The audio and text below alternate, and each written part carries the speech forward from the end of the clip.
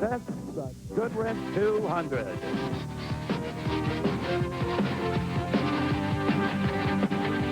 This pretty little lady's name is Terry Taylor. Sitting on the pole with Dale Earnhardt. The whole family gathered together. You've got the pole for the Goodwrench 200. Well, it feels good sitting on the pole with your sponsor's race, Steve. But, you know, it's a long 200 laps here, 200 miles. It's a tough race for us. You never miss a chance, schedule permitting, to run a Busch race. You like them. They're fun. Well, they're enjoyable. It also gives you a little bit of insight on what's going to happen for tomorrow. You know, we're running the same tire combination, and, you know, you get a little practice in, a little, see what the tire situation is going to do, and maybe have insight on tomorrow. It's a lot of fun, too. Teresa lets me drive her car. Have a safe race and bring it back to Teresa in one piece. We're going to try. Okay, Dale Earnhardt. Right now, it's time to meet some of our other announcers. We have 5 total. First of all is a fellow who has been covering motorsports on radio and television for 22 years, the past 9 of which he has been CBS's pit reporter. But today, we've got him way up in the air. Meet Mike Joy. Thank you, Steve, and hello, everybody. I'm proud to be part of this great effort as we work to make the Nashville Network NASCAR's country home. Here in Rockingham, North Carolina, it was raining early this morning, but the skies have lifted, the rain has stopped, and we're set for 200 miles of fast action. Joining me in the broadcast booth will be a gentleman who's won a Winston Cup race. He's finished second on this racetrack in Busch Grand National competition. Phil Parsons, tell us about this racetrack. Well, Mike, I think the key to this racetrack is the surface is well worn. So you'll see the guys early in the race start out at the very bottom of the racetrack. As the race wears on, they'll start looking for new racetrack. When the tires get hot, the bottom groove gets hot and slick, and they'll move up the racetrack, and before the race is over, they may be right against the wall. Bit of a breezy day here, as you can see. Let's go back down trackside and rejoin our program host, Steve Evans. Thank you, Mike. Let's meet another one of our broadcasters today. He's my good buddy. We have been co-hosts of American Sports Cavalcade here on TNN for the past 9 years. He's senior editor of Car and Driver magazine and a noted cannonballer. His name is Brock Yates, and he's with a man who accepts the challenge of starting next to the intimidator, Dale Earnhardt. Brock Yates? Well, Steve, I'm with a man who's been around this sport almost as long as you and I have. Jimmy Hensley is going to start on the outside of the front row in his number 25 Oldsmobile. Jimmy, I'll tell you what, a couple years ago, I remember when Hurricane Hugo blew through here, you went down up to Martinsville, jumped in Dale Earnhardt's Winston Cup car and put it on the pole. I would not imagine you're going to return that kind of favor to him today. Well, that was a big day for me, Brock. You know, the day that Hurricane Hugo came through. But I think Dale, you know, must have helped him, too. You know, he's been getting the poles, you know, pretty regular since. So it was a good day for him and me, too. Last week at Richmond, outside of the front row again, but you led the race real strong until the first set of pit stops. And as I recall, you elected not to change tires, and that hurt you. Will that change the strategy for today? Well, Rockingham's a lot different than Richmond. It's a lot harder on tires, so we're definitely going to change today. You know, we gambled last week on not getting cautions late, you know, last part of the race, and it didn't fall that way for us. And, you know, I thought we had the car to beat if we had a change, and we didn't, so that was history. So today we will change tires, hopefully one time, maybe as much as twice. Okay, all the best, Jimmy. Now, Steve, back to you. And finally, Mike Side, a gentleman who spent 15 years wheeling these cars around racetracks, Busch Grand National cars, and Winston Cup machines. Here is Glenn Jarrett. Well, thank you, Steve. We're standing alongside of a fellow here who's got a mighty big grin on his face. That's this year's winner of the Daytona 500, Ernie Irvan. Yeah, I tell you, you know, it's something coming after, you know, winning Daytona and now come to Rockingham and qualify third with this Busch car. And we're really looking forward to a good run with this Mack Tools Terminal Trucking Chevrolet. Well, you've got a good starting place here, Ernie, and it's a pretty familiar place to you, right on the rear deck of that number 3 of Dale Earnhardt. Well, you know, we got an in-car camera today, and Earnhardt gave me a little extra money just to make sure he gets Goodwrench in the in-car camera a lot. I told him, I said, they're going to have to turn it around backwards and get the hood. Ernie, you've made some infrequent appearances on the Busch Grand National Circuit. I know you knocked around in the bull rings of the Carolinas for a long, long time before you got your break in Winston Cup racing. This has got to be just a fun day for you. It is. You know, I put this program together with Larry McClure, my car owner, put this program together with Mack Tools, and, you know, things are going awful good. We're going to run 12 to 15 races this year and run Watkins Glen, which is going to be a lot of fun on the road course. But all my guys from the Kodak team does the pitting on this car. Ivan Baldwin's my crew chief, and we've got a pretty good program. Okay, keep your eye on Ernie Irvan today. He'll be a big force. Mike? Rockingham is the third of 31 races on this year's Busch Grand National Series Tour. Let's review what happened last week at Richmond with this Haviland Series update. Harry Gant had good reason to smile in Richmond last Saturday. The Bandit came from a lap down and led the final 43 circuits to capture his second career Busch Series win at Richmond. But the real battle was for second between Dale Earnhardt and '89 Rookie of the Year Kenny Wallace in car 36. The crowd was on its feet as Rusty's little brother gave Earnhardt all he could handle right to the finish line. Dale prevailed for second place. The Busch Series points then stack up with Earnhardt and Gant at the top with a win apiece. Mike Waltrip, then Kenny Wallace and Davey Allison. Morgan Shepherd, Tommy Houston, Joe Nemechek, Tom Peck, and Dale Jarrett round out the top 10 as we head into Rockingham. Stay with us. We'll be right back to Rockingham with more pre-race activities. Live on TNN. TNN Motorsports presentation of the Goodwrench 200 is brought to you by... Sir, you had a great weekend in the Busch Series just a week ago in Richmond. You came from a lap down to win it. You don't dare go a lap down. It'll be harder to get back. It's going to be hard, but I think some of us going to have to go a lap down by changing the tires. Cars run pretty fast, and you'll wear the tires out pretty quick. Do you think it can be done with one green flag pit stop, or is tire wear too excessive? I think it's going to be too excessive. We probably figured on stopping twice. Maybe stop under yellow and take a penalty? No, we'll be stopping under green all the time, but we'll be going with our tires, maybe 2 tires under green, and maybe stop twice, 2, then 4. We'll be watching you move up, hopefully. Well, I'm going to try to. Appreciate it. Okay, that's Harry Gant. Brock Yates, what have you got? Steve, I'm with a man who not only drives faster than I do, but I think has spent more time on the Nashville Network than I have. Joe Waltrip, who's hosted Nashville Now and spent a lot of time in front of the cameras. But today, it's full race.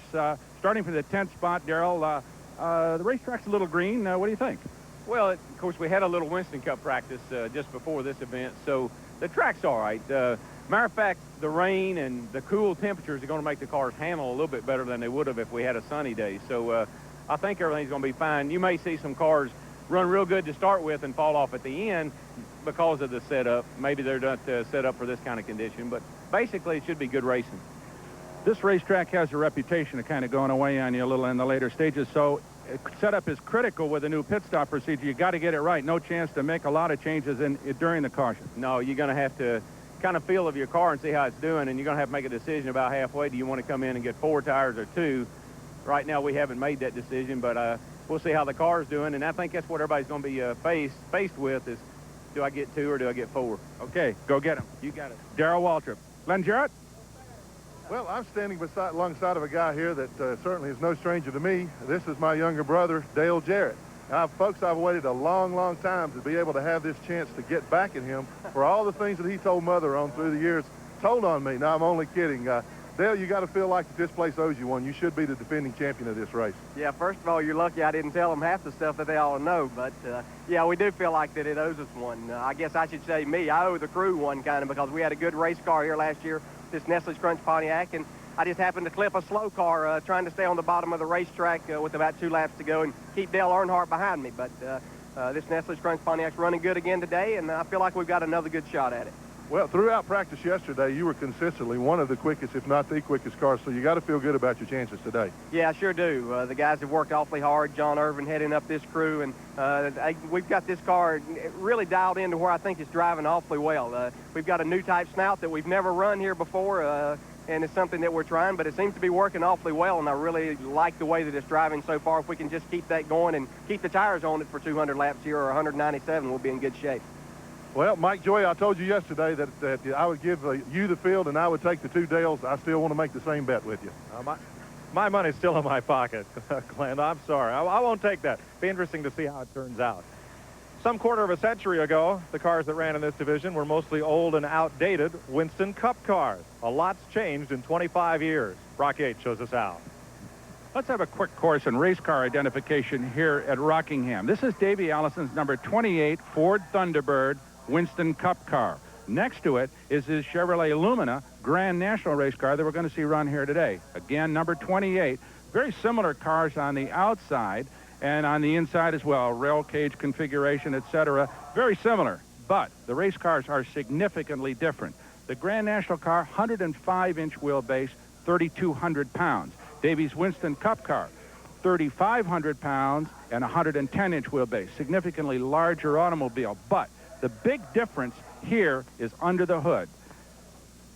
The Grand National car, as you can see, a V6 engine, 274 cubic inches, carries a 390 CFM carburetor, quite small. The engine produces around 500 horsepower, whereas the Winston Cup car carries the classic American V8, 358 cubic inches, a big 800 CFM Holley carburetor, and this engine develops in the mid 600 horsepower. So there's about 150 horsepower differential here, but the qualifying times at Rockingham are less than a second difference. So the lighter, nimbler Grand National car is very, very good performer here on this racetrack. A nice piece from Brock Yates, and I am right now with Davey Allison, the 28 car. Davey, we're accustomed to seeing you on the pole, son, in Winston Cup, including the Daytona 500, but here you are back starting 23rd. What happened? Well, we were running really good in practice, and I just messed up when I went out to qualify. I tried to run the car a little bit too hard, and ended up costing me some time. And you know, we're back here in 23rd, but the car's working good in practice, and we look to take this thing to the front. In all honesty, you think you can win from the 23rd spot? Yeah, I think we can. Yesterday in practice, Dale Earnhardt was quick, and so was I, and the next closest cars to us were a couple of tenths off. So we think we can get to the front and try to get up there and race with Dale, and we think we can beat him. We'll be watching. Good luck. Thank you. Stay with us. We'll be back to Rockingham for the start of the Goodwrench 200 right after these words.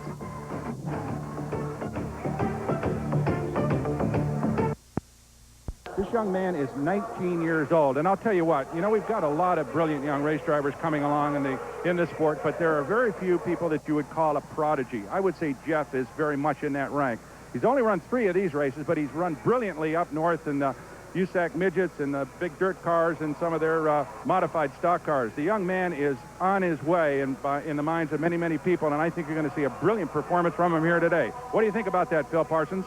Well, Brock, I think you're exactly right. That's the curious thing to me is, can the Grand National drivers keep up with the Winston Cup drivers, with the Earnhardts, the Gants, and the Allisons, and the Waltrips? I think Jeff Gordon has a chance, and certainly as his career progresses, he certainly will.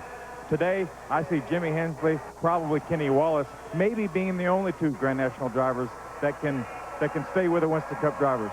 Mike? Well, Phil, I think you may be right, but I think we may see something a little interesting here in that the Winston Cup drivers, you heard Harry Gant say, probably 2 stops under green for tires.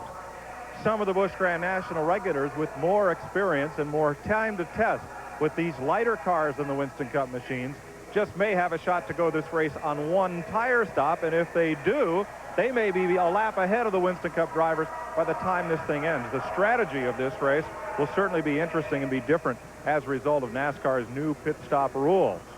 As mentioned before, we'll have a camera in Ernie Irvin's car. We'll perhaps have the capability to talk to some of the drivers during the caution flags, of course not green flag racing, as we give you the 200 miles here at Rockingham.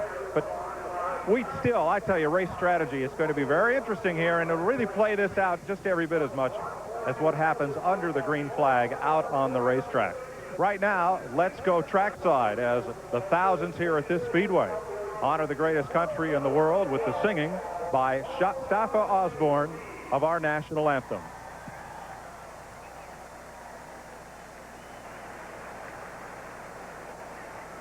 Would everyone please rise patriotically as we play the national anthem.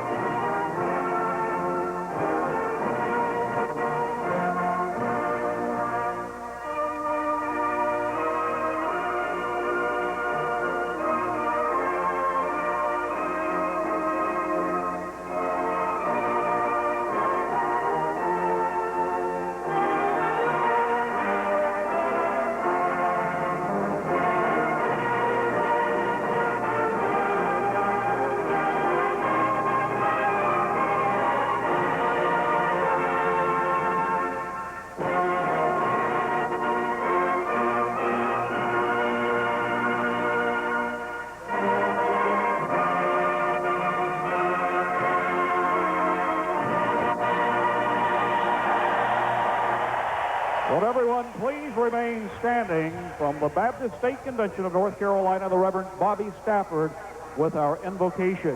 With heads bowed, please.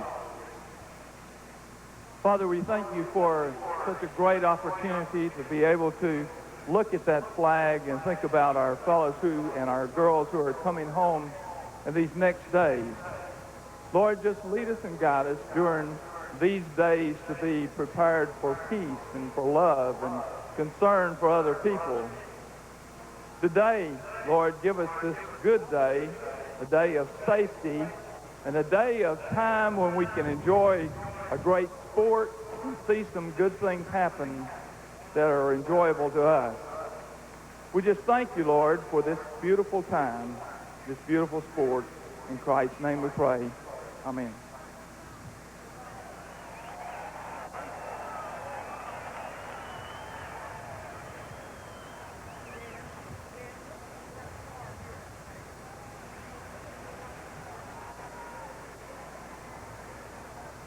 On a cool, crisp day in the sandhills of North Carolina, we are set to go racing.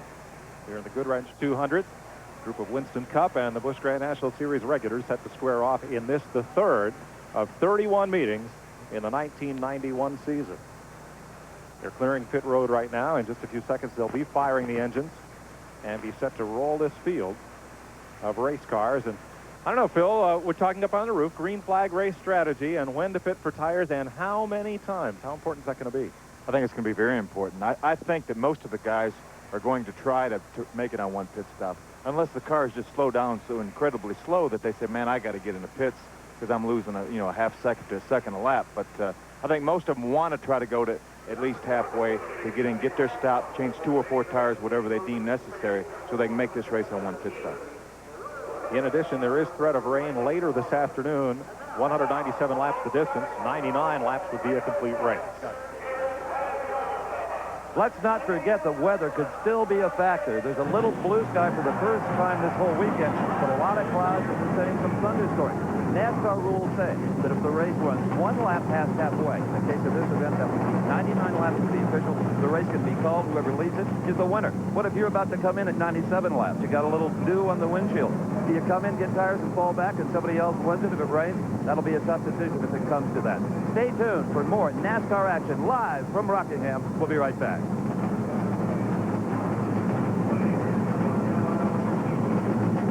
Well, the engines and cranks here, we'll be getting this thing underway in just a matter of moments. On a cool day, it'll take a little bit of time to get these engines up to temperatures. We may see more than the customary warm weather 2 pace laps. Earnhardt on the pole, Jimmy Hensley outside, right where he was last week at Richmond. There's Ernie Irvin carrying our in-car camera in the 3rd spot, and surprising 19-year-old Jeff Gordon.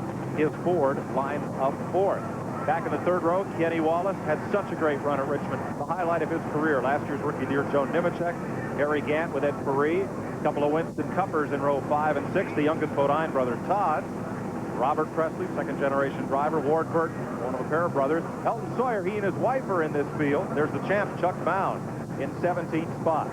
Jack Ingram on his farewell tour is in the 11th row. Davey Allison, Tommy Houston, who's run every race this series has ever held under the Busch name. There's Patty Moise, that's Elton Sawyer's wife. First time it's ever happened in NASCAR. Husband-wife racing in the same event. Butch Miller, the great short tracker from Michigan. Clifford Allison, yet another of the Alabama gang. Bobby Hillen in his car. And the provisional starters, Bobby Dotter and Jeff Spraker, all lined up and fired up and coming to temperature before they roll out on the pace laps here. You know, Mike, an interesting point here is that we've got 2 pits on this racetrack. The first time that we've run under that configuration with the new pit stop rules. On the backside, we've got some of the good runners, including Bobby Labonte. So while most of the quick runners are up here down toward turn number 1, we do have some good runners on the backside. And I would imagine, Phil Parsons, that's going to change a little strategy and make it kind of interesting how we score this event. Well, it will somewhat, but I don't think it's as critical now with the fact that pit road, that you cannot do any tire changing during the caution flags without penalty. So I don't think it'll be as critical. As far as the green flag pit stops, it really doesn't make much difference whether you're on the front or whether you're on the back. And let's remember, Rockingham is the fastest 1-mile stock car track in America, a track that never lets the fans down. We'll be back. Stay with us. Hold on. pit road. They're on the pace lap for the Goodwrench 200. You're on board with Swervin' Irvin. Ernie Irvin from Modesto, California, lined up behind Dale Earnhardt, the two pace cars ahead. Irvin inside of Jeff Gordon on the second row. A Chevy, an Olds, a Chevy, a Ford, and a Pontiac, the front five. Getting set for the start of this race. They head up into turn number 4, bank 25 degrees. Here's the North Carolina Motor Speedway. Ernie adjusting the mirror. Get a good look at the tack and the gauges on his dash. A few stickers, including one for TNN. And you get a good view when we have the in-car out that rear view mirror and see what's coming up along the inside of Ernie Irvin. 3 laps, we're told, before we go racing to get things up to temperature. And Davey Allison in a Chevrolet, not the Ford he'll drive tomorrow, but in a V6 powered Chevy. Davey will be coming back from the 12th row, lined up there behind Jack Ingram, as they'll take a couple of laps here to bring things to temperature. You know, it's interesting, Mike, that Davey is in a Chevrolet for this race. You know, he started out with a Ford last year, or a couple of years ago in Busch Grand National competition, and they weren't able to get the engine pieces, weren't able to get the good, strong engines to stay together, so Davey elected to go back to a GM product. Here he is starting in a 23rd position, and he's got a Ford up in the second row. Glenn Jarrett, what do you think about that? Well, we're going to get a word with Jeff Hensley here right now. He's consulting with the NASCAR official. I talked to Jeff a little bit before they fired the engines, and there is a lot of concern about tire wear here. Jeff, a lot of concern about tire wear, particularly on this green racetrack. Give us your thoughts. Well, yesterday afternoon, you know, we were setting up pretty much for a slick racetrack because they had a lot of laps run on it, but, you know, it rained real hard last night, and we're back down to a real green surface, and yesterday we figured we could get about 70 laps out of a set. Today I look like we're going to be lucky if we get 40 is the way we're looking at it. So we're around not changing all 4 tires on an SFA Classic Pontiac when we do come in. Well, I see a lot of tires over here, as many as 16 tires. So are you looking at having to possibly change tires as many as 4 times? Well, we're looking at all 4 at least once. It's only a 200-mile race, and it don't leave you a lot of time to make up the laps you lose. But if it's really according to what everybody else does. It's kind of monkey see, monkey do. If one guy comes in and puts on all 4, then you just about got to do the same thing. So, you know, we're really going to follow suit and just see what happens. Well, that's the strategy here from Chuck Bounce Pitts. Let's go back to Steve Evans. I'm with the crew chief, Joe Nemechek, the 3rd, the rookie of the year last year. And Dennis, you have to compete against some heavy dogs as you get the crossover from Winston Cup. How do you guys combat that, and what's your plan when you drive it? Well, we're just going to wait and see how the car's doing about 50, 60 laps into the race, and probably just follow the leader. Do the Earnhardts, the Waltrps intimidate your guy at all? No, I don't think so. We like running with them. Have fun. Thank you. 1 lap to go as we'll look for a green flag start. There's Joe Nemechek's car carrying a 3-race sponsor that they're hoping to put together for the season. Brock? Tony, I'm with Tony Urey, Mike, and what do you think about have you determined yet what kind of a fuel and tire stops you're going to make in this deal? Well, we ain't really decided what we're going to do. We don't know how long the tires are going to last. Usually we run this race on, 4 tires. I don't believe we can make it on 4 today. We've been hearing some guys talking about coming in as early as 40 laps. Do you think you can go farther than that? Well, it's really going to be according to what everybody else does. We're going to try to run about 60 or 70 laps probably. That sounds like the going number for us right now. Okay, well, let's see how it works. All right, anything happens. Okay, Mike, there you heard it from Tony. And that's probably the best sum up I've heard today. Anything can happen. Earnhardt won this race a year ago.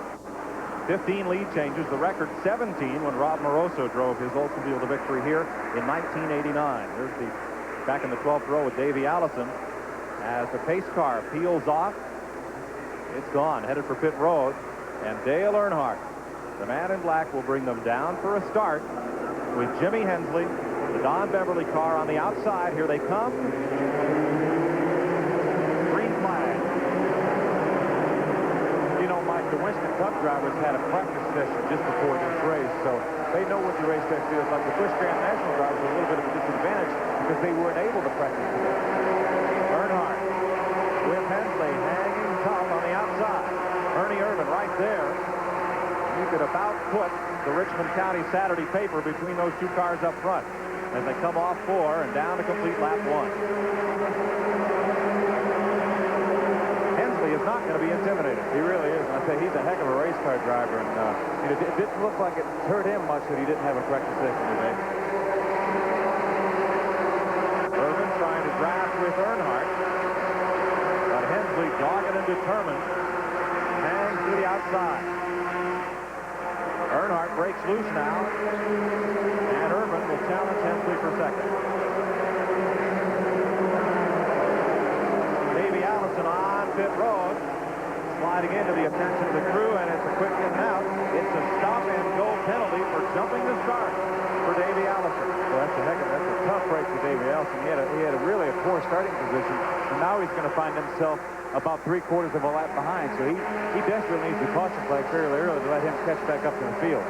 Allison stays on the lead lap. Earnhardt the leader, the yellow car. Ernie Irvin, as we watch Harry Gant dispense with Jimmy Hensley. That moves Gant number 7 up to the 4th spot behind Kenny Wallace. A lot of smoke from Jack Ingram's car at turn 2.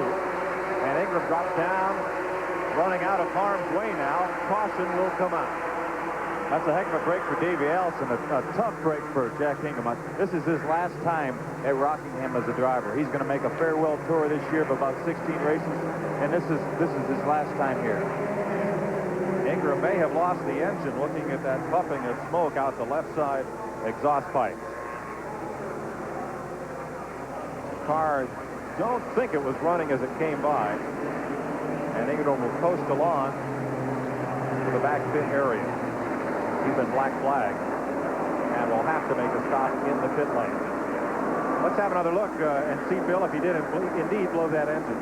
There you see Jack, the top of the screen there. You just start smoking going in the turn. That's what it looks like. It could possibly be an oil line that went bad or something like that, but it looks like it's coming out of the tailpipe. So I would definitely think that is a terminal problem.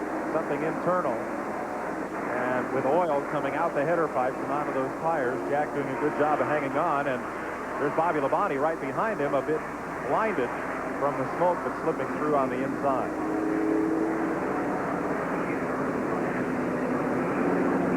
Have another look here, and you'll see heavy traffic as Jack Ingram goes off into turn 1. You see the smoke starting right as he enters turn 1 there. He just kind of lets the car drift up and try to get out of the way of all the other traffic. Let's go down to Glenn Jarrett with a report from the pits. All right, we're standing in Davey Allison's pits alongside his crew chief, Red Farmer. Davey was brought into the pits for a black flag consultation. Red, what happened? Well, on the start, the cars in front of him kind of stalled, and Davey was on the gas wide open, and he had to go to the right to keep him running in the back of him because he was already under full power. So he didn't pass the car, but he did get alongside of him, so they gave us a stop and go. Well, he was very fortunate that the caution flag came out and enabled him to catch back up. The thing about it is he was trying to avoid an altercation. He got penalized for it. Steve Evans?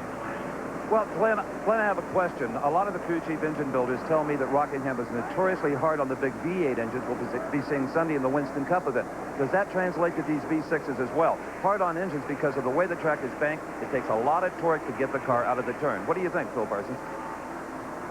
I think you're exactly right. It's very tough racetrack on engines here because of the immense acceleration off the turn. So we're under caution, the first of the day. Jack Ingram, the first car behind the wall. He started all 17 Grand National Series races here. Just finished second in the spring of '84. He duplicated that with a run in 1986. And you see the two pace cars, one leading the field and one at turn 4 peels off to take the cars pitting down pit road at reduced speed, and no one has taken that opportunity under this caution. So it's Earnhardt, Irvin, and Wallace. Harry Gant up to 4th, and Jimmy Hensley, the outside pole sitter, settling in 5th position. With 5 of those 197 laps completed here at the Rock. Looks like Ingram has pulled that car toward the hauler. So it will be a short ending to perhaps his last day at the Rock as a driver, but Ingram has said he may be back next year as a car owner with somebody a little younger in the car.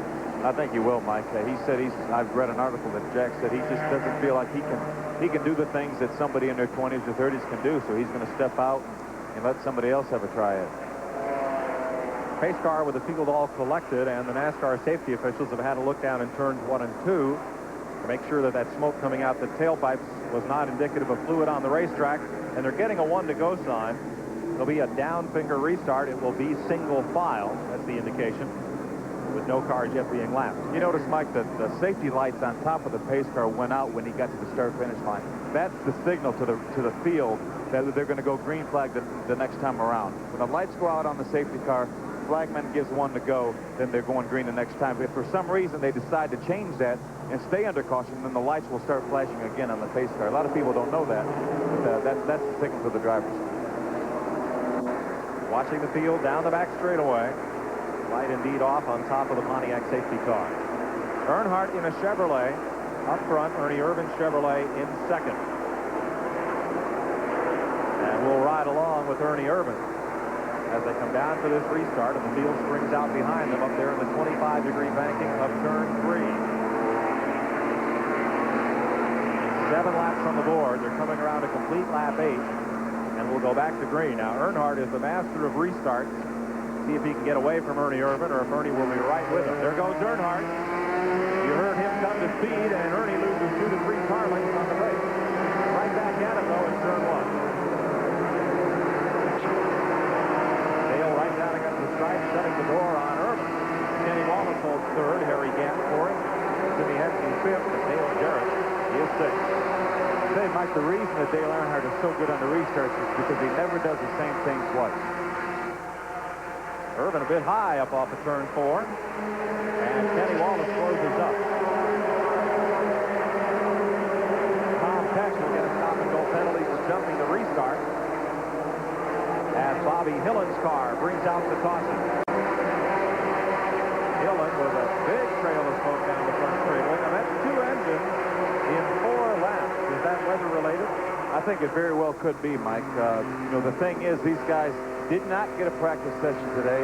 The weather is quite a bit different than it was yesterday, so they did not get a chance to look at the spark plugs, read them, see if their car was a little bit too lean, had a little bit too much ignition timing. So I think that could be very well be why we're having two caution flags and 2 blown engines so early. So engines going off like popcorn here at the North Carolina Motor Speedway, and just as we get started, we are under the 2nd caution flag of the day. Earnhardt continues to lead. Ernie Irvan in 2nd. Hillen goes to the garage. Kenny Wallace is 3rd. Harry Gant is 4th. And Jimmy Hensley 5th. More from the North Carolina Motor Speedway at Rockingham after these messages. With Phil Parsons topside, Steve Evans, Brock Yates, and Glenn Jarrett. Down along pit road where we're under the 2nd caution of the afternoon and about to go back to green. First one for Jack Ingram's engine. This one for Bobby Hillen. And Bobby Labonte will be a man to watch in the 44 car as he moves up. He started 27th, and Bobby's up to 14th position, having a good run so far. Looking for green, and it's out. And again, Earnhardt gets a good strong jump, and here comes Kenny Wallace on the outside of the yellow car, Ernie Irvan. Back under green for the 3rd time today, and Earnhardt just hauls away. Bit of smoke out of the Tommy Ellis car on that restart. Looks like he got hit in the back. Maybe Tommy didn't quite go when the green flag came out. Somebody hit him in the back. Did some pretty substantial damage. He's going to have to stop him and beat the fender off the tire. The field was pretty bunched on the restart. And drivers trying to avoid the penalty for jumping. And the result is a bit of damage on the right rear of the Ellis car. He is on pit road and will lose a lap here as Dale Earnhardt brings the field off turn 4.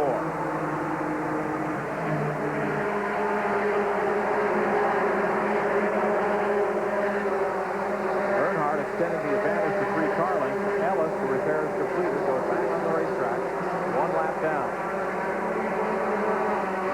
12.5 seconds for Tommy Ellis, a quick pit stop, but nonetheless, he lost the lap in the process. You're in Ernie Irvan's car as he tracks down Dale Earnhardt, and his mirror is about to fill up with Kenny Wallace. Back to turn 1. Glenn Jarrett.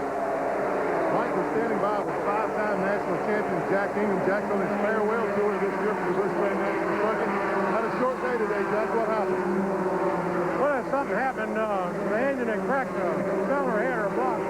Getting a lot of water and oil. A short day. I understand this is your last appearance here at Rockingham. You won't be back in the fall. Thank you. Okay, that's Jack Ingram. And now we also have another early retiree, Bobby Hillen. Bobby had a little early trouble there also. Seems like things are happening real fast here on the backstretch pit. What happened to your car? I just, the motor blew up. I think it was a rod. It went right outside the block, so just one of those deals. Well, it's got to be disappointing to fall out this early, but I know you're real excited about the new developments concerning your Winston Cup career. Well, I'm really looking forward to driving for the race. I got a really good team, and we're really looking forward to it. I hope you have better luck tomorrow in the race. Trouble continues for Tommy Ellis. He's back on pit road as Dale Earnhardt enjoys this 3-car length advantage on Ernie Irvin. Kenny Wallace in third, Harry Gaddis fourth, Jimmy Hensley fifth. They have pulled off, and there's the damage for the Ellis car. So they'll work on the left rear. They had the right rear last time in, and Tommy, former Busch Series champion, now goes 2 laps down. Back up front with the front 5. Good long gap back from Jimmy Hensley.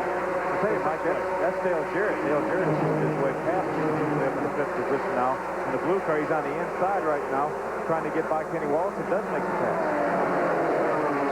Well, Glenn Jarrett said at the start of the show he'd take the 2 Dales and give up the field. That's why my money's in my pocket right now. That is Dale Jarrett. He's up to 4th. Jimmy Hensley is that 6th place car. Now, Ernie Irvin sawing at the wheel a bit there down in the corner. I'll tell you, we've run about 20 laps now, and it's, the racetrack's starting to get a little bit slick. I'm sure the cars have slowed down probably 3/4 of a second from where they started. Front 5, single file. And one driver moving up well is Bobby Labonte in 44. He has come from deep in the field on the start and is now up to the top 10. Labonte, the 1 car just ahead, Jeff Gordon. And Bobby Labonte is there. He's moving up fast. Joe Nemechek in the white car, 87. Brock Yates.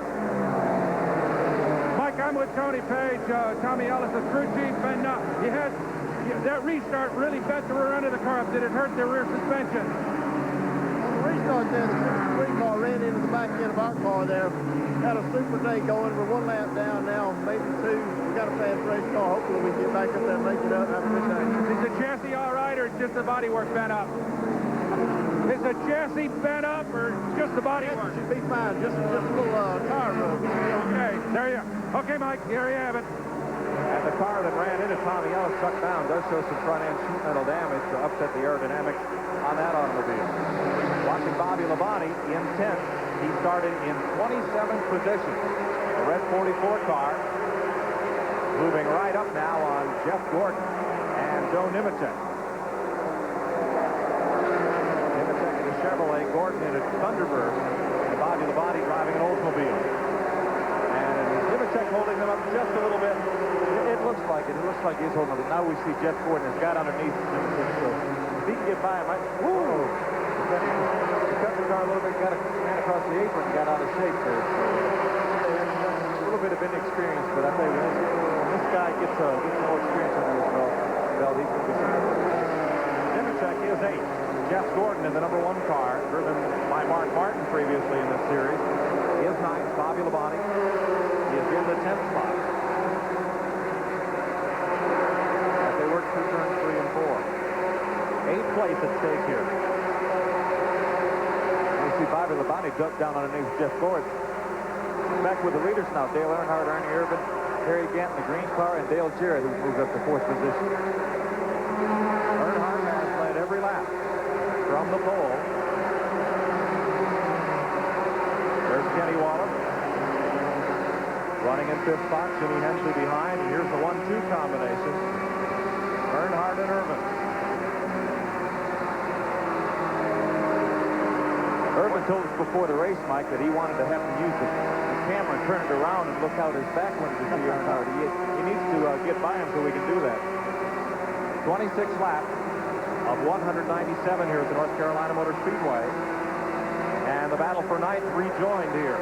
Jeff Gordon high, Bobby Labonte trying to slipper him down low, and Todd Bodine in the 34 cars come up to join that battle. Jeff Burton is right behind them. So a big stack up here for 8th on back. Gordon in the number 1, the Ford. Labonte's Oldsmobile. I tell you, Mike, we talk about Jeff Gordon. I think this is the first time Todd Bodine has ever raced him. Jeff Gordon was here last year, set on the outside pole. This is the first time Todd Bodine has ever raced. Back up front, you see the blue car top of your screen. That's Dale Jarrett, and he is reeling in Earnhardt, Irvin, and Gant. First through fourth place. There's Bobby Labonte once again. He's made the pass on Jeff Gordon. Moves up to ninth. Todd Bodine, the 34 car, 11th. Joe Nemechek in 87 is 8th. Glenn? Okay, I'm in Bobby Labonte's pit, standing by with his crew chief as well as his father, Bob Labonte. Bob, he is really on the move. What's the story here early on? Well, you know, we didn't time real good, but we got the car real good yesterday afternoon, and we figured at the start here it's going to bide his time for a little while, but it's running so good, it's just going for it. You got to like what you see early on. I say you got to like what you see early on. Yeah, really do. Bobby Labonte up to 8th. Here you see the 9th on back. Nemechek in 87 is 9th. Todd Bodine is going to take that spot away. Jeff Gordon running right there, and Jeff Burton. 30 laps complete. We'll be back to the North Carolina Motor Speedway right after these messages.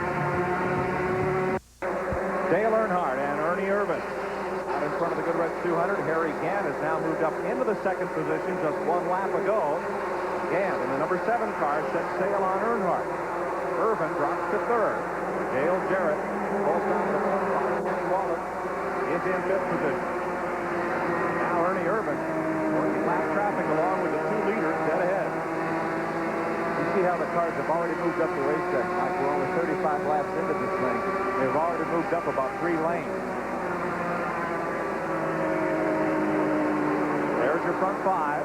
The only Busch Series regular among them, Kenny Wallace, who had such a great run last Saturday at Richmond, Virginia, dueling Dale Earnhardt in the closing lap. Gant having a look on the outside of Earnhardt now as you watch from Ernie Irvin's car. And Irvin's about to have his hands full with Dale Jarrett. Yeah, Harry Gant looks awfully strong right now, Mike. He started back in 7th position. He's already up to 2nd. It looks like he's giving Earnhardt all he wants. Harry Gant finished 2nd here in 1982 and won in 88 and 89. Battle for 3rd on the low side, Dale Jarrett. In the blue car in yellow, Ernie Irvin up high. And Irvin looks helpless to hold off the advances of Jarrett.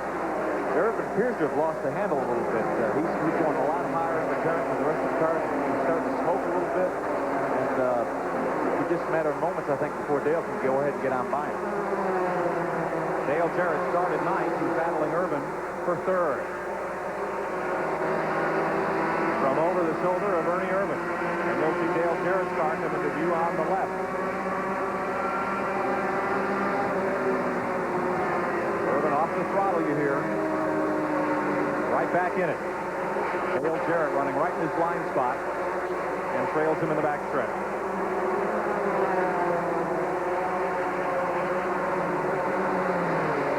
Jarrett's season got off to a horrible start at Daytona. Got caught up in one of those big multi-car melees. Took his car home in a basket. Say, Mike, watch the difference in the grooves they take in the turn. See how high Irvin goes? It looks like Dale, all they have to do is go around a short way, but if the track gets slick on the bottom, that's why they're going up top to get some fresh racetrack. Let's go down to Brock Yates in the pits. Well, I'm with John Irvin, Dale Jarrett's crew chief, and he's running like a freight train, John. Yes, the Nesca Cross Tipco car is running real good right now. We're just a tick tight, but with nothing we can't take care of when we make a tire change. We're going to have to pit somewhere about halfway and hopefully and go rest of the way. Did you expect them to come to the front like this? Yes, because we had a good practice yesterday afternoon. All right, there, you heard it. So, Glenn, Brother Dale's doing just fine. Yeah, he's just a tick tight. How much is a tick, Phil? For Dale, it's about 200th of a second a lap. Okay. Dale Earnhardt in the number 3 Chevrolet. Harry Gant right with him in number 7. Trying to come up, Kenny Wallace battling with Ernie Irvin. There's 1 and 2. And top of your screen, 3 and 4. Irvin and Dale Jarrett. Morgan Shepherd moving up now to the top 5. Kenny Wallace. Number 97 car. And Bobby Labonte also moving toward the front. 42 laps complete. continuing from Ernie Irvin's car. Yeah, that doesn't look normal. You think it might be tire smoke, but it looks like it's more substantial than tire smoke. I don't know what that might be. Maybe a valve cover leaking or something like that. Jeff Gordon on pit road. So too Davey Johnson. The left side tires from Gordon. And Johnson stopped for at least gas, and they're going under the hood on his car. You're riding with third place Ernie Irvin. Behind Dale Earnhardt and Harry Gant. I talked earlier, it looked like Irvin had lost the handle, but he's hanging right in there with him, Mike. So he's run a little bit higher than there, but seems to be keeping the difference about the same. That's third place. Fourth, all by himself now. Dale Jarrett has dropped back a bit. Bobby Labonte and Morgan Shepherd. There they are, battling for fifth spot. Kevin's right with him. Kenny Wallace in the 36 car. Just out of view to the right. Morgan Shepherd in 97. In sixth position. And they were side by side a lap ago. Back up front with Earnhardt and Harry Gant. Ernie Irvin is on pit road. Signboard out. There's Tony Glover going under the hood. And let's go to Brock. Well, Mike, we're down here with Ernie Irvin's crew. As you can see, they're poking around inside the engine. There's clearly an oil leak. They're working on, they're trying to find it. Cannot see what's going on here. The crew chief in there. They're looking at the left side of the engine. Irvin just cut the engine off. So there's obviously some serious problem. This is, of course, a disaster for Ernie in a short, relatively sprint-style race like this. But the crew is continuing to poke around in there. We can't get in close enough to find out what they're doing. But there's surely some serious stuff. Ernie has lifted his goggles off his head and off the helmet and looks pretty resolved. So we got some troubles here, Mike. I'll tell you, you could walk on the underside of the hood of Ernie Irvin's car. You could see the black. That was oil all over. That was all over the hood. So it was definitely more than likely a valve cover, a front seal, something like that. Back to the leaders for now. Again, Dawson Earnhardt. A couple of feet off Dale's rear bumper. Bobby Labonte up to fourth now. He started back in 27th. What a run he's had today. Gant looking for the lead, and this time. That's a wide car. That black car, that's number 3 is the wide car. Harry Gant, he's got the horsepower and the bite off the corner. He'll give Dale a run down the back straightaway. 48 laps complete. We may see the first lead change of the day here. Caution is out. Racing back to the flag, and Gant will lead them back to caution.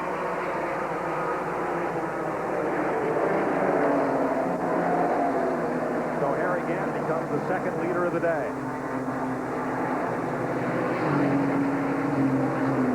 I don't see anything, Mike. There may be some debris on the racetrack somewhere, but there's nothing obvious right now as to why the caution is out.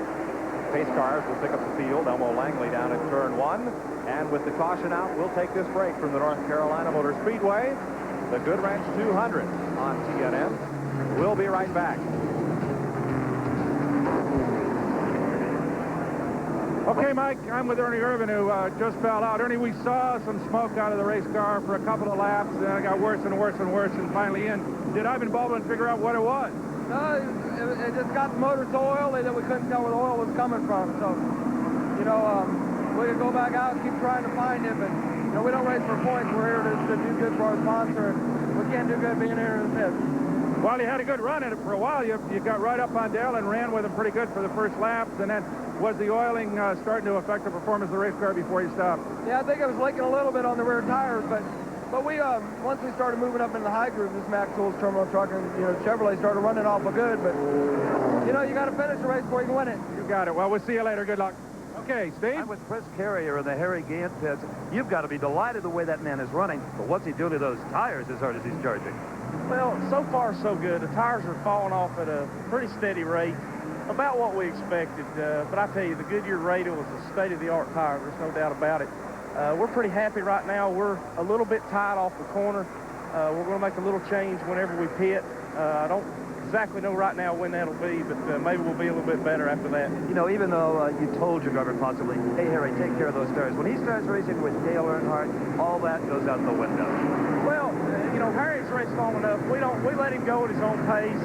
He's raced with Earnhardt, Dale Jarrett, and Bobby Labonte and those guys before. He knows about how hard to run the car, and he's run the radials enough. He knows what he's doing. We don't have to guide him too awful much. How soon will we see that green car on pit road? Well, I'd like to say that we could go to halfway. Everybody would like to say that. Yeah, I'd like to be able to say that, but right now I kind of doubt it. We're just going to watch the stopwatches. When he starts to fall off real quick, he'll know it. When the radio has a characteristic about it, when it goes, period. And when that happens, he'll holler at us, and we'll be in here changing tires. We're not going to take any chances. Okay, thank you, Chris. We got to go back up to Mike Joyce. Because we've got to go back to green flag racing. The caution was for debris in turn number 2. Morgan Shepherd, Dave Rezendes, Butch Miller pitted for fuel.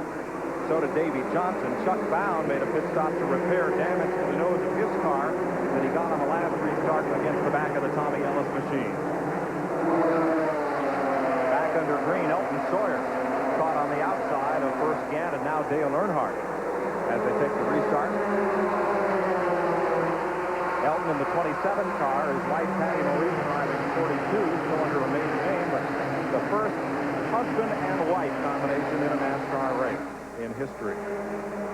Davey Allison in 28 coming up fast through the pack, running right up on the back of Jeff Burton now, so Allison has blasted back up into the top 10 after suffering that stop-and-go penalty for jumping the initial start of the race.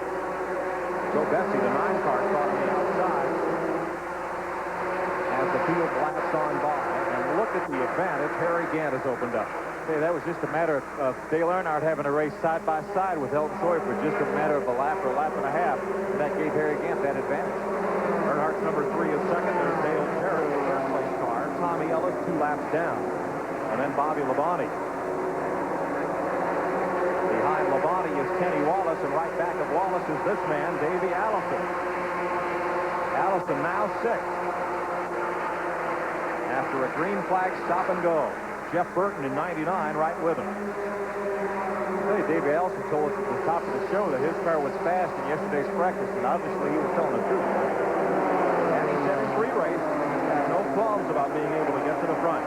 Now Kenny Wallace in 36 having a tough time, lapping past Tommy Ellis in 56, and here comes Davey. Harry Gant's lead now up to a second and a half as we watch this battle for 5th place.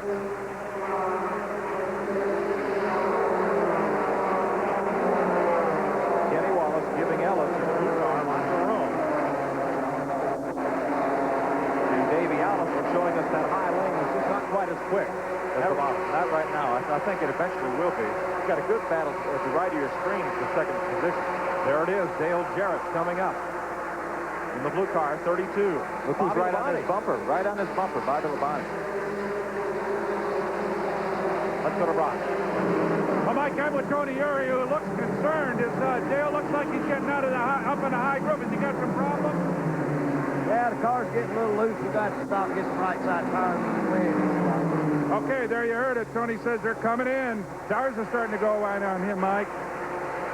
So Earnhardt dropping a bit. Bobby Labonte moves up on the leaderboard to 4th. His best career finish at this racetrack. The spring race last year, where Bobby finished in 4th place. Glenn?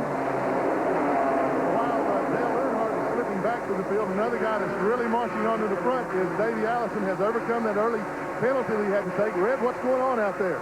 Well, Davey said the car's working real good. We had to go all the way back to the 38th spot. The 50 lap, he's done that back up to 6th place. So the car's working good. A little bit tight to the corner. We're not going to make any chances. Now he's 5th place. So we've done some 38th and 5th. We're real happy. Davey said the car's working great. Okay, that's the story from Davey Allison. A man on the move.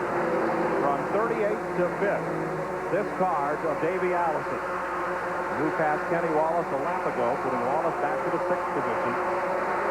And Allison starts to track down Dale Earnhardt. A little funny to see those colors in that man in Chevrolet. It sure does. Here's Harry Gant up front all alone. Dale Jarrett now owns the 2nd spot. Bobby Labonte is 3rd. Gant is by himself going into turn number 3. Perhaps 2 seconds ahead of this duo. Dale Jarrett in 32 and Bobby Labonte in 44, the 2nd and 3rd place car. They have have a like margin. Back to fourth place, Earnhardt. Bobby's coming hard. He's not letting Dale Jarrett get away. Oh, he really is. I tell you, as far back as Bobby Labonte started, he really has a good race car. If he can just take his time, try not to abuse the car, then I think he'll have something for him towards the end of the race.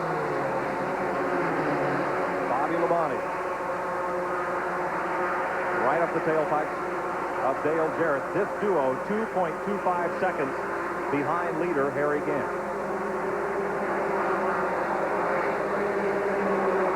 Out of turn 2. Look at the rear spoilers on these cars, Phil. They're just about vertical. They're probably holding back as much air as they are pushing down. Well, they really are. You know, the thing, you see the cars at Daytona with the spoilers at 25 or 30 degrees, and that's so the cars will go fast. Here, you want them to handle well. You want them to go fast to the turn, so that you'll see the spoilers go straight up. A good side-by-saddle between Davey Allison and Dale Earnhardt for fourth position. And Earnhardt has to give it up. So Davey Allison moves up into fourth, coming all the way from 38, tail end of the field after that stop-and-go penalty on the first lap. 65 complete out of 197 they'll run today. Chuck Bound, the Busch Grand National champion, has taken his car behind the wall. 22 cars running on the lead lap. And for fifth, Kenny Wallace is underneath Dale Earnhardt. A replay of their Richmond battle 1 week ago. That time it was in the closing laps for second place. I'll tell you, it's obvious that Dale Earnhardt's tires has gone away. So there's no way that Dale can make it halfway. He'll be a half a lap behind if he tries to make it to halfway. So I think you'll see him going into pits before too much longer. Now the question is, how long can he stay out and keep backing up without giving up too much track position? As all of these drivers with the new NASCAR pitting rules will be making their tire stops under the green flag. Now, Kenny has got to be loving this. He got out of that car at Richmond last weekend, went over to Dale's truck, and he was just bubbling with enthusiasm at having raced alongside the number 3 car for all those laps right to the finish. Raced each other hard and clean. Well, they really did. He's not going to be real happy right now. He wants to get by Dale Earnhardt and go on and try to catch Bobby Labonte and Davey Allison. 67 laps completed the North Carolina Motor Speedway as this battle continues for fifth position between Earnhardt and Kenny Wallace. More great Busch Grand National action from the Rock coming your way right after these messages. Harry Gant's lead is diminishing. It's down to about a second and a half now over Dale Jarrett, Bobby Labonte in third, Davey Allison, and Kenny Wallace has just given up the fifth spot, battling along with Dale Earnhardt for fifth and sixth position.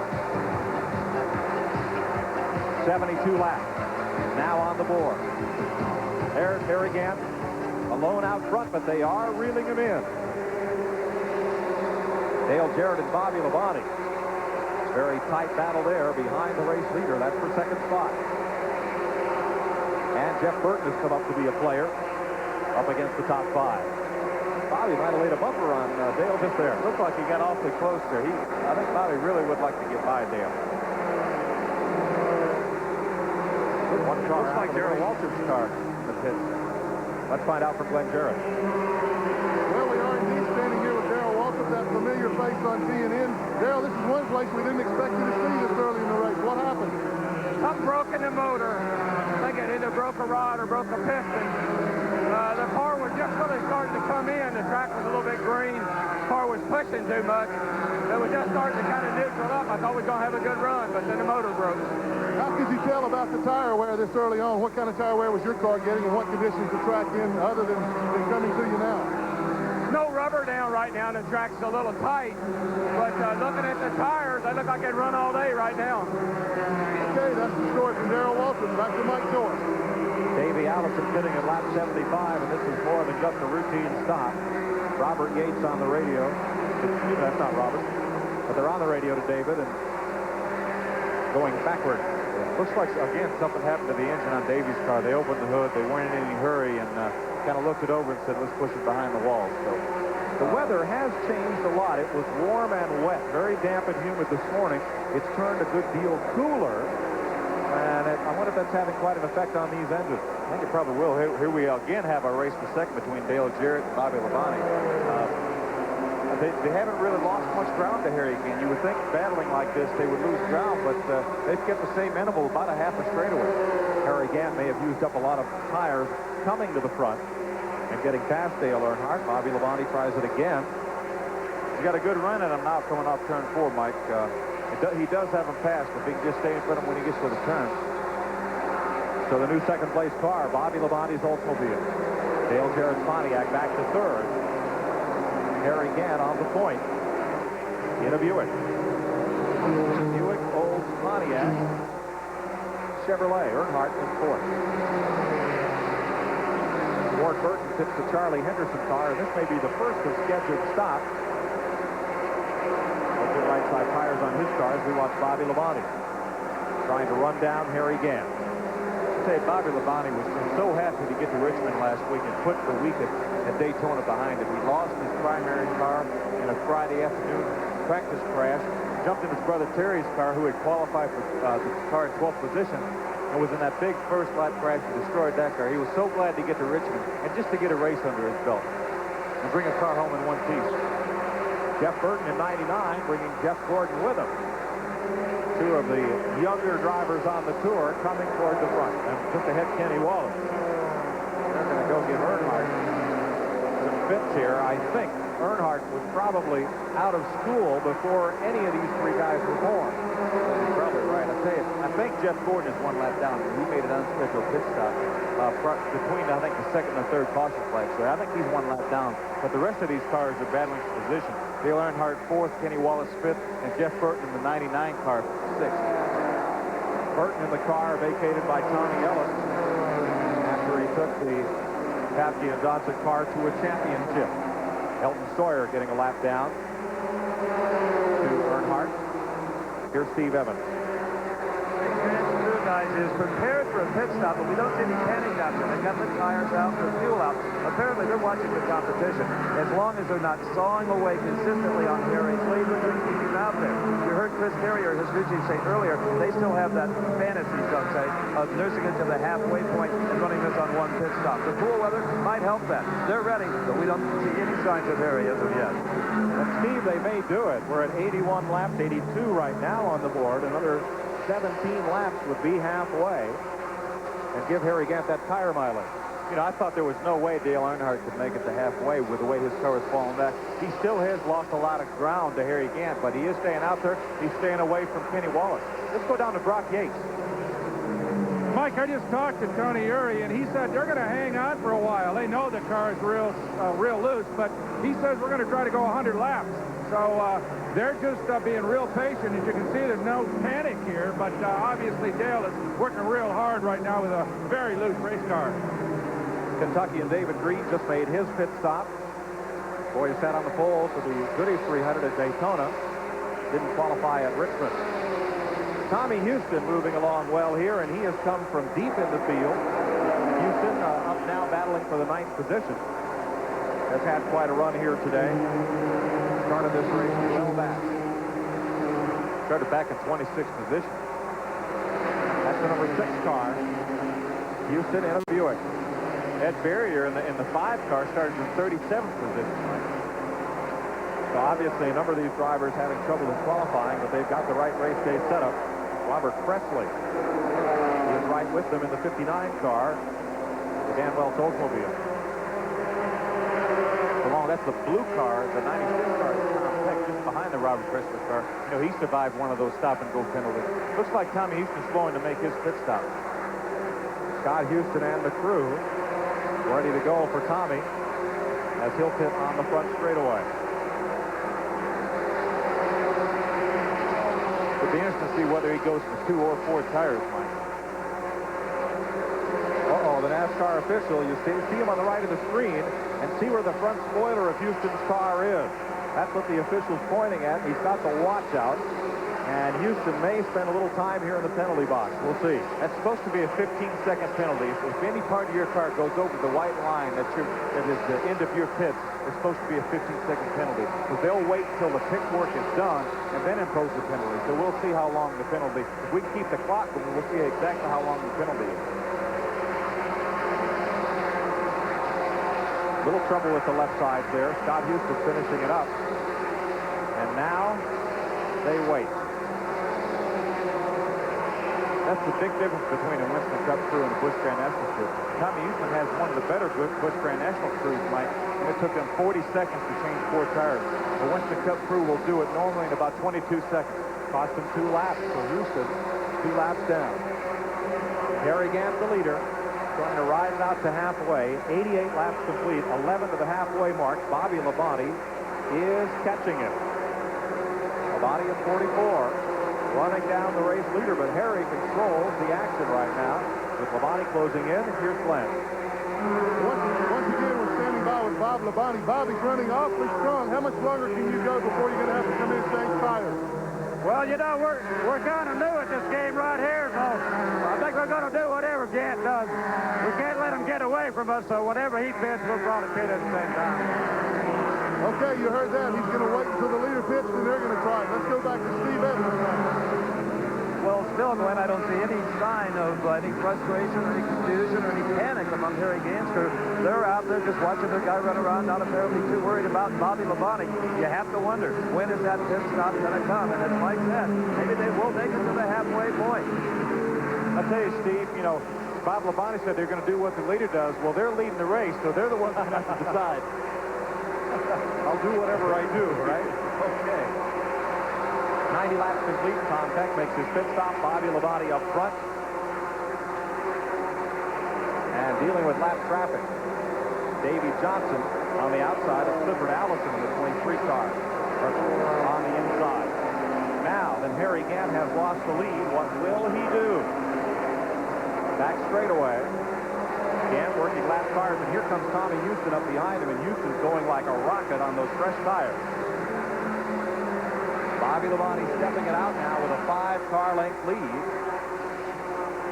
Gant in the blue car right behind Harry Gant's green machine is Tommy Houston. And Houston is trying to get one of what we're now told is 3 laps back from the race leader. Houston underneath Harry Gant. Lap car, Tracy Leslie.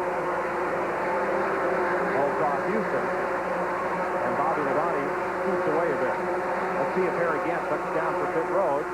Not this time. 93 laps. Go on the board. Labonte the leader. Gant in second. Dale Jarrett third. Dale Earnhardt in fourth. Fifth is Kenny Wallace. Houston now past Gant. But still in second spot. I wouldn't think Bill he's in any jeopardy. No, he can see the leader, Mike. That's the key. He can see Bobby Labonte, who's, you know, just what 10 car lengths ahead. But here he comes. He tucks left, coming in the pits. Here's Steve. Harry Gant is coming in on, I believe, lap number 93 or 94, very close to the halfway point. Let's make sure he doesn't cross that front line and incur the 15-second penalty as Tommy Ellis did. No, Harry Gant positions that car perfectly. Fuel going in, right side tires. This will be, I believe, a 4-tire change. Let's see. Yes, it will be. All 4 tires. Harry Gant in the pit. Beautiful stuff. We've got a watch on it. We'll try to get you a good time on it once the car moves. It's not just the time you've been in the pit, it's the time you've been slowing down and getting out. It can also be critical to when they stop. Harry Gant out of the pit in 29 seconds. Thank you, gentlemen. Dale Earnhardt's crew, led by Tony Uri, set to go to work. Rock Yates is there.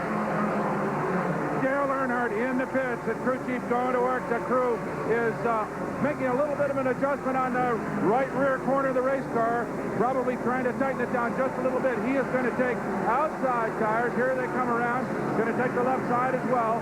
More fresh sets going on here. The fuel can almost complete here. A little bobble here, but yeah, there's a little bit of a bobble, Phil Parsons. This crew, of course, one of the very best in the business, but it's done now. So we've got a little bit of a blocking up front with that, and he's out underway, and we've got a 35-second pit stop. Here's the leader, Bobby Labonte, getting a second can of fuel. Steve Grissom has made his pit stop, and he's gone. I'll tell you, Brock, that was not the same pit crew that we'll see for Dale Earnhardt's Sunday's race. That's his Busch Grand National crew, so that is not indicative of how his pit crew will be tomorrow. Labonte getting finished up. Jeff Burton is on pit road. 4 for Bobby Labonte. And he goes back into action. They'll put 4 tires on Jeff Burton's car. Here's Dale Jarrett. Pontiac. coming down pit road. Dale was our race leader with the fact that all the rest of the leaders had pitted. Dale was our race leader. And right now, everybody that's pitted is holding their breath that there is no caution flag, because each one of these cars is going 2 laps down to the leader making green flag pit stop. Burton is finished in a way. John Irvin led crew for Dale Jarrett finishing up here with left side tires. Patty Maurice coming in. Say, Bobby Labonte, Mike, had such a poor qualifying effort that he was pitted on the backstretch. So it'll be interesting to see how he comes out on the racetrack in relation to the other leaders, but he was pitted on the backstretch.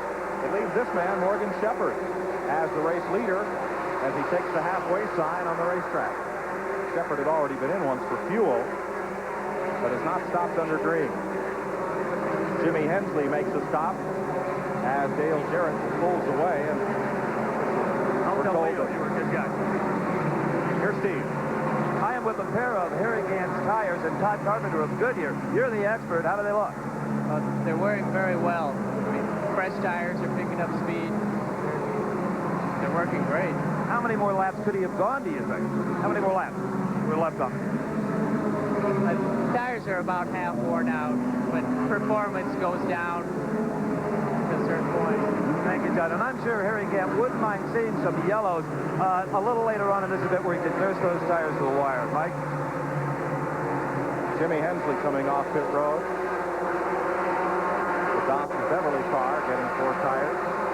Everybody stopping under green, and it's not a monkey see, monkey do situation, but when one guy comes in for fresh tires, the rest of the cars can't afford to stay out there and get further behind. That's exactly right, Mike. The car comes in and gets fresh tires. As you watch Kenny Wallace, the 36 car, just drive by Morgan Shepherd, you know, car can stop, you'll be a second slower than the car that has 4 fresh tires. So if you stay out there 5 more laps, then you lose 5 seconds on the racetrack.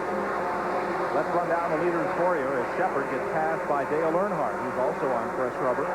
Morgan Shepherd up front. Harry Gant is second. Dave Resendiz has not stopped. He's the third-place car, the Massachusetts driver. Bobby Labonte, fourth after his pit stop, and Kenny Wallace is fifth. 102 laps completed at the North Carolina Motor Speedway. We'll be right back. Earnhardt trying to close in. On the younger of the Wallace brothers, there are 3, not just 2. You know, Mike, the reason Morgan Shepherd can stay out so long is he made one of the an early caution flag pit stop just for fuel. So we don't know about his tires, but he can stay out maybe for another 30 or 40 laps on fuel if he so desires. Shepherd with Harry Gant well back. His lead now cut to 6.8 seconds. Harry cut 4 seconds of lead in 3 laps. And here's Shepherd on pit road. Morgan Thunderbird stops for service. At least right side tires, and they have 2 more rolled up there. Looks like to me like they're only going to go for 2 tires. Now that he's getting the left front tire ready. You see the man standing at the front of the car getting the left front tire ready. Definitely going to be a 4-tire change. Let's go to Brock Yates. Steve, I'm with Steve Bird, who's the crew chief on Kenny Wallace's number 36. You made the stop. Any changes other than that? No, Kenny's in the chassis is pretty good. I think he's down a little power. The way the new pit rules are, we just got to try to be a little lucky here. So we're looking pretty good. It's going to get loose later on in the race, I would imagine, so you don't want to stop again. No, I don't think we'll get loose. We worked real hard on that yesterday. If anything, it'll start pushing. We're going to stay pretty good. Go get him. Okay. Yeah, Mike, back to you. If Steve Bird tells you that, you can take it to the bank. He is the Busch Grand National equivalent of Jake Elder. He's probably the finest crew chief on this pit road. He sure is, Mike. I tell you, he took Robbie Moroso to all his Busch Grand National success. He got with Steve Grissom last year. Steve ended up winning four races. We're looking at your leader, Harry Gant. I tell you, Harry's got a pretty substantial lead right now. His pit stop must have been that much better than everybody else's, because he's almost a half a lap ahead. Harry Gant took over the lead when Morgan Shepherd came on the pit road for fuel and 4 tires. Shepherd completing service in 27 seconds. Dale Earnhardt running in 4th. Moving up with Kenny Wallace right behind in 5th. They move up on the Tracy Leslie car. Already a lap down. So we had had Dave Resendez in second because he had made a caution flag pit stop. He is now in the pits making his green flag pit stop. He was the second place car, so he'll drop back. That'll bring Bobby Labonte back up to second, Earnhardt to third, and Kenny Wallace to fourth. There's Resendez coming off pit road, one of 12 cars that came into this race without sponsorship. Kind of hard to believe with all of these races on television and radio this year and the great following that Busch Grand National Series Racing has. There's probably some bargains to be had down there on pit road. 112 of 197 laps complete at the North Carolina Motor Speedway. We'll be right back after we pause for these messages.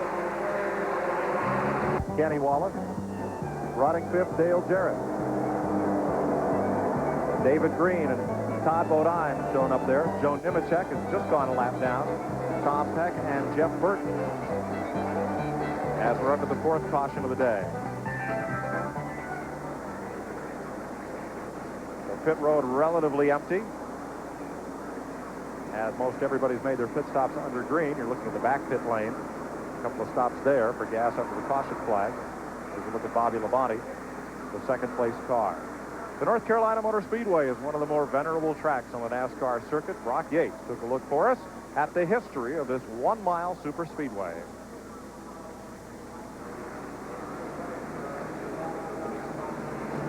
This is the way the racetrack looked in 1965 when the legendary Curtis Turner won the first race here. But a lot has changed since then, including the banking. The racetrack was redone several years later, and the banking was increased to 25 degrees here in turns 3 and 4, 22 degrees down in turns 1 and 2. But more importantly, the actual length of the racetrack changed. NASCAR measures its track length 15 feet from the outside rail, and therefore the racetrack measures at 1.017 miles, 89 3/4 feet longer than a classic 1-mile track. Therefore, today's race is going to be run at 197 laps instead of the classic 200. Now, when Curtis and the guys were running in the old days with a flatter racetrack, they ran way up against the outer rail. But now, with the higher banking, the quick way around here, and believe me, it's quick, is down here about 2 lanes from the inside. So the line and the speeds have changed considerably here at Rockingham over the years.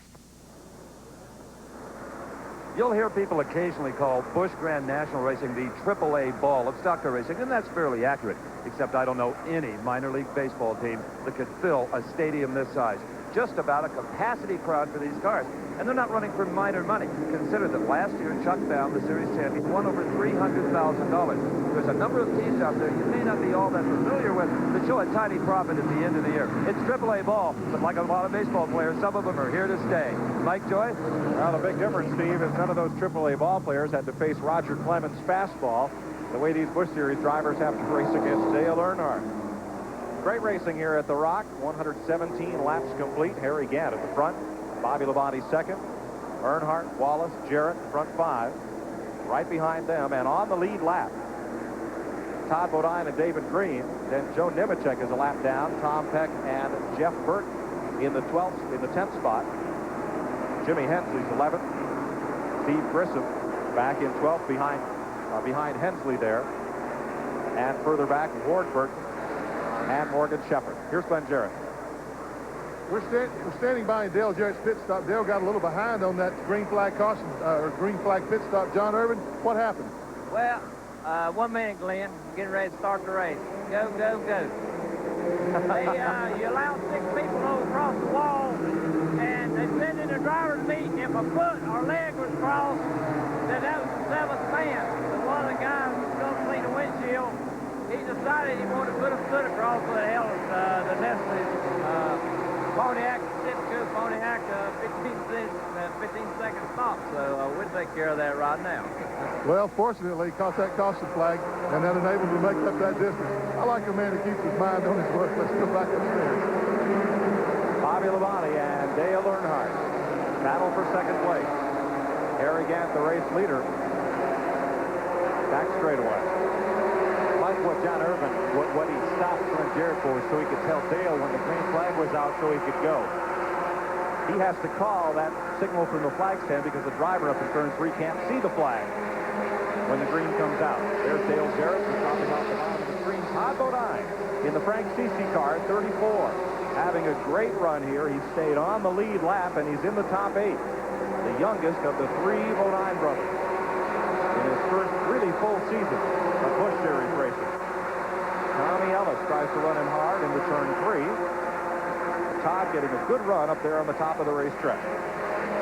They're all chasing Harry Gant, the Bandit. Say, Harry Gant did not want to see this caution flag, Mike, because he had almost a half a lap lead on Bobby Labonte, who was running second. With the Ford. And that skirmish continues back with Tommy Ellis and Todd Bodine unable to lap past him. We're back with the leaders, and Bobby Labonte wants to change. Say, Bobby Labonte's car is awfully good here. He lost all that distance on his pit stop. We talked about a half a lap, but he wants to see if he can get by Harry and see if maybe he can drive off with him. He's done it. Bobby Labonte is the new leader. 4 different drivers. Make that 5, 6 have led this race. Labonte and Gant. 3rd is Earnhardt. 4th, Dale Jarrett. Kenny Wallace right in there. Splitting Earnhardt and Jarrett now. Wallace in 4th. Very tightly bunched front 5. It really is. It's a very, very competitive race. The green-flag pit stop spread the field out, but then we got a caution flag that brought them right back together, and now we'll see if Bobby Labonte can drive off like Harry Gant did earlier. 73 laps left. Just a little ways past halfway in the Goodwrench 200. Sunday, the Goodwrench 500 here at the North Carolina Motor Speedway, and you'll see that live on TNN. Here's Steve Evans. I'm in Harry Gant's pits. As we saw, he was just passed by Bobby Labonte. Chris, any surprise on Harry's part there? The Labonte came around him? Well, we're not exactly perfect right now. We picked up a little push right at that last set of tires, and starting to push out a little bit here in the green forward. He's trying to save him right now a little bit, but I tell you, Bobby's a tough little cat. We found that out last year at Darlington. He really had speed last April with Darlington, and our pit strategy just happened to work out just a little bit better. He's tough. He's got a good race car. His dad, all the guys down there in that crew do a good job. Can't take nothing away from him. He just passed behind him. Well, it sounds to me like maybe Terry Labonte just went out horsepower and out handle Harry Gant.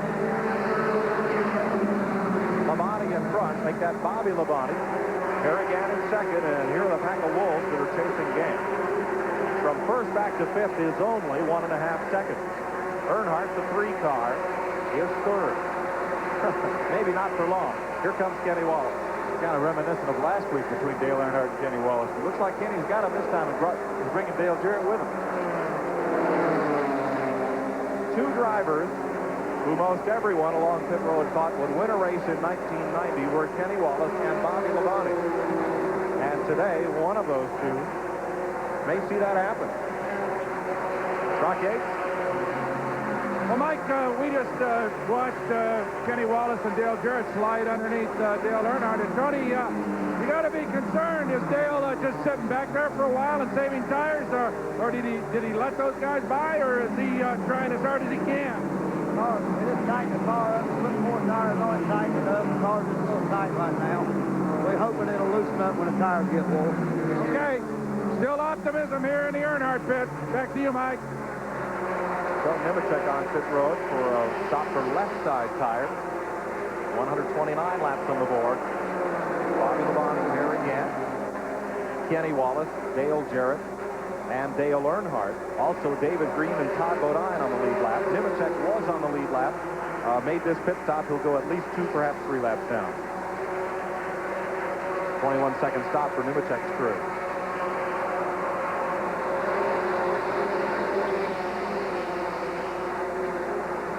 Bobby Labonte takes it down to 1, extending his lead over Harry Gant. Here's Glenn. Again, we're in Bobby Labonte's pits, and you're looking at the young lady keeping lap times for Bobby Labonte. He stood here, watched him since they changed those 4 tires a while ago and the green flag stopped. His lap times have been very, very, very consistent. He lost some ground on that exhausting strength in the 3rd, 4th, and 5th place cars. However, he was able to pull up on Harry Gant's rear bumper. When they went back to green flag racing, he wasted no time in driving right by. Gant's car's a little tight. Bobby Labonte's is not. It's handling perfectly right now, and the stopwatch shows just how consistent he is. credit Steve Bird for that adjustment on the Kenny Wallace car and on the Bobby Labonte car. They made the right choice, too, on tires to put both those cars right up toward the front of the field. But look at Harry Gant lead the young Lions behind him, and getting by him will not be easy. They passed Clifford Allison, who's been black flagged. This fight is for second place. Gant in 7th. Wallace, middle of your screen, in 36th. Dale Jarrett in 32. I'll tell you, Harry Gant has not shown the dominance right at this stage of the race that he had earlier. Bobby Labonte appears to be the dominant car. We'll have to see if as the race wears on, as the tires get that much hotter and that much more worn, if Harry Gant can bring it back up to the front. One thing Gant is a master at, and that is knowing how much of his car is left and how much to use at a given time. We'll see if he reels back in Bobby Labonte. If Bobby trying to sprint away uses up too much of his resources. Harry Gant, car number 7, running second. And right with him, young Kenny Wallace and Dale Jarrett, becoming somewhat of a grizzled veteran himself.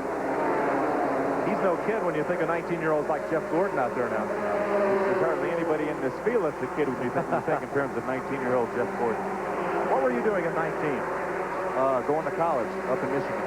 And not behind the wheel of a race car. I didn't start till I was about 21. Harry Gant has been racing. The first auto race was in Evanston, Illinois in 1895. Harry Gant might have been there. Let's go to Brock. Mike, I'm with Steve Bird again with Kenny Wallace has been. Steve, he's showing a lot of strength now. Well, yeah, he's just the car still real good and everything. I just try to keep him, conserve them tires. We still got about 60 more laps to go. He's playing it cool. He's learning quick, and he's following my advice. You just want to sit right there for a while? We're going to try to here until about 20, 30 laps to go here, as long as Bobby don't get going too fast. Hopefully things will work out. You know, we're just going to do the best we can for Cox Lumber and Village Genuine Draft and Mobil 1. Good job.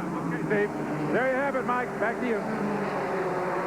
Harry Gant racing for second place against Kenny Wallace. Dale Jarrett right with them. Second, third, and fourth. There's your leader, Bobby Labonte. 137 laps. As Steve Grissom heads for pit road on the backside. 60 laps to go. Gant around Bobby Dotter. And we'll be back to the North Carolina Motor Speedway and more of the Goodwrench 200 right after these messages. TNN Motorsports presentation of the Goodwrench 200 is brought to you by the more than 550 AutoZone stores across America. AutoZone, the right parts at the right price. 140 laps complete. We're back under yellow for the 5th time today. It happened up in turn 2. Jeff Gordon was the principal car involved. You see Jeff there sideways, and somebody in the white car doing a heck of a job. I think that was Steve Grissom. Check that, Joe Nemechek. Joe Nemechek, and then Ward Burton on the high side got stopped.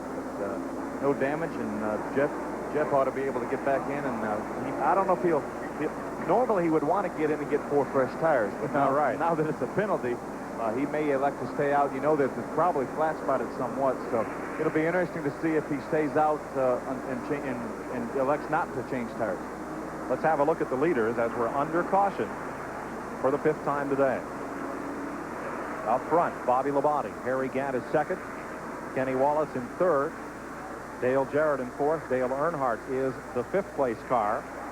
And a young driver who's been doing a great job is Todd Bodine. He is 6th, and he's on the lead lap. Then Morgan Shepherd, Robert Presley, Jimmy Hensley, and Jeff Burton. Joe Nemechek falling out of the top 10 after pit stops. And so, too, the number 8 car dropping down off that leaderboard. A pit stop that came just before the caution flag came out. 141, and we'll go back to green next time by. Steve?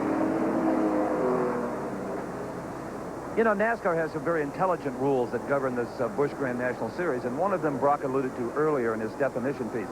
and that is the very small 390 CFM carburetor. It allows the engine to produce about 450 horsepower. Put a bigger 4-barrel carburetor on it, closer to 500 horsepower, more engine breakage, which increases the cost of racing. Quite frankly, even though Rockingham is always tough on engines, I'm quite surprised to see as many of them blow up today as they have. Usually all they'll wear out is valve springs, replace those, and go to the next race. We gave you back to Jeff Burton in the 10th spot. Tom Peck is 11th, Tommy Houston 12th, and Dave Resendiz 13th. Then 2 laps down, Ed Ferree is 14th. Bobby Daughter back in the 15th position. Ed Barrier showing 16th. Then Tracy Leslie, Joe Nivacek, and David Green. Green flag, 142 laps. Morgan Shepherd up on the outside trying to get himself back on the lead lap. Car number 97 is the 7th place car. Ed Ferree goes around. Might have had a little help. See if he gets restarted there without the yellow flag. Waiting for Ferree, and he will get away. We'll stay under green. Tough break. Sure was. Ed Ferree had a heck of a starting position. Good qualifying run in 8th, but as you say, Mike, it looked like he might have had a little bit of help getting turned around. He was the 14th place car. He'll drop back to 19th, still 2 laps down. Up front, Bobby Labonte and Harry Gant who stay under green. Morgan Shepherd could not get his lap back. Dale Jarrett looking underneath Shepherd as he moves to turn 3. Harry Gant headhunting for the lead there as he gets on 4. Harry's car's a little bit better now. He's let his tires cool off a little bit. Going in 2-3 laps lost. Looks like his car's a little bit better. Time will tell us as we go on in 3 or 4 more laps if Bobby Labonte can start stretching it again. Then we're just like we were prior to that caution. And Dale Jarrett, the 3rd place car, has that black machine of Morgan Shepherd a lap down, separating him from the 2-leader. And Shepherd is bringing that forward, looking for his lap back once again.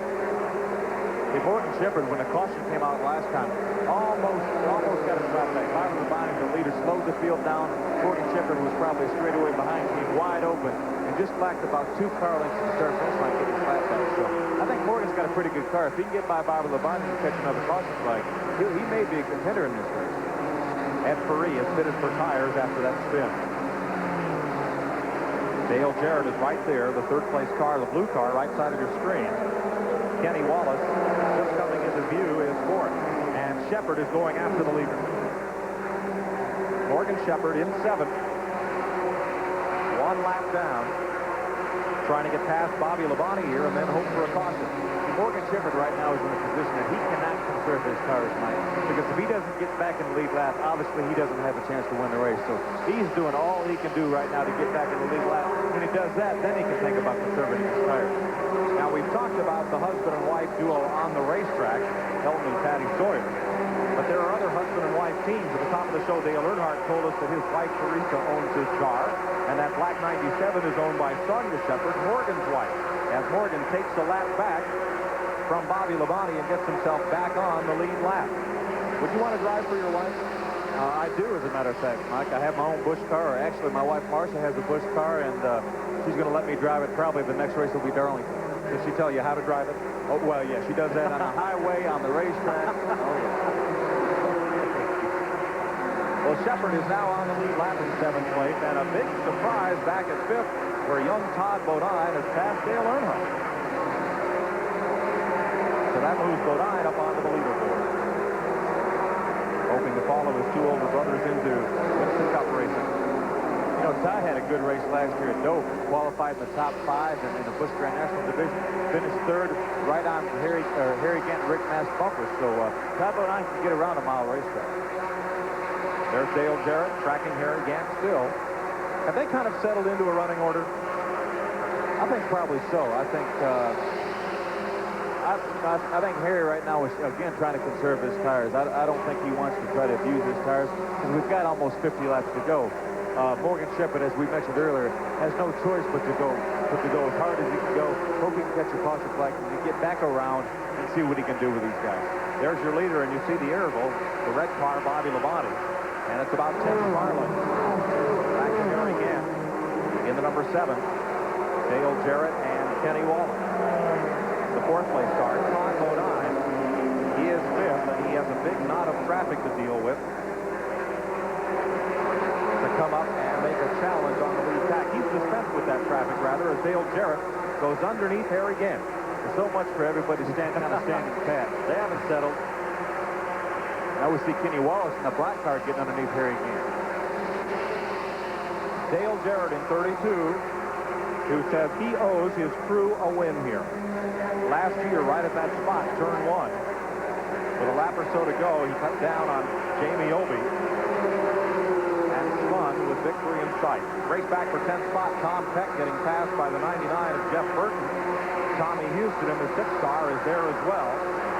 And the 5 car right with them is Ed Barrier. He is another lap down. But Jeff Burton moves up a notch, and so does Tommy Houston. 44 laps to go. Now Kenny Wallace moving on Harry Gant. Brock Yates.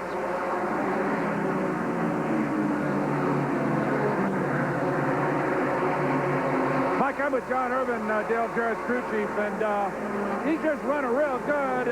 Can you run this kind of a pace right to the end of it, John? Yeah, we made an adjustment when we changed tires, and that took a little wedge out of it. He said it feels pretty good. It's time to just pace himself right now toward the end of the race and make the tires. And that's the Dick Pontiac doing a pretty good job. You got a little bit more left in it then? I think so.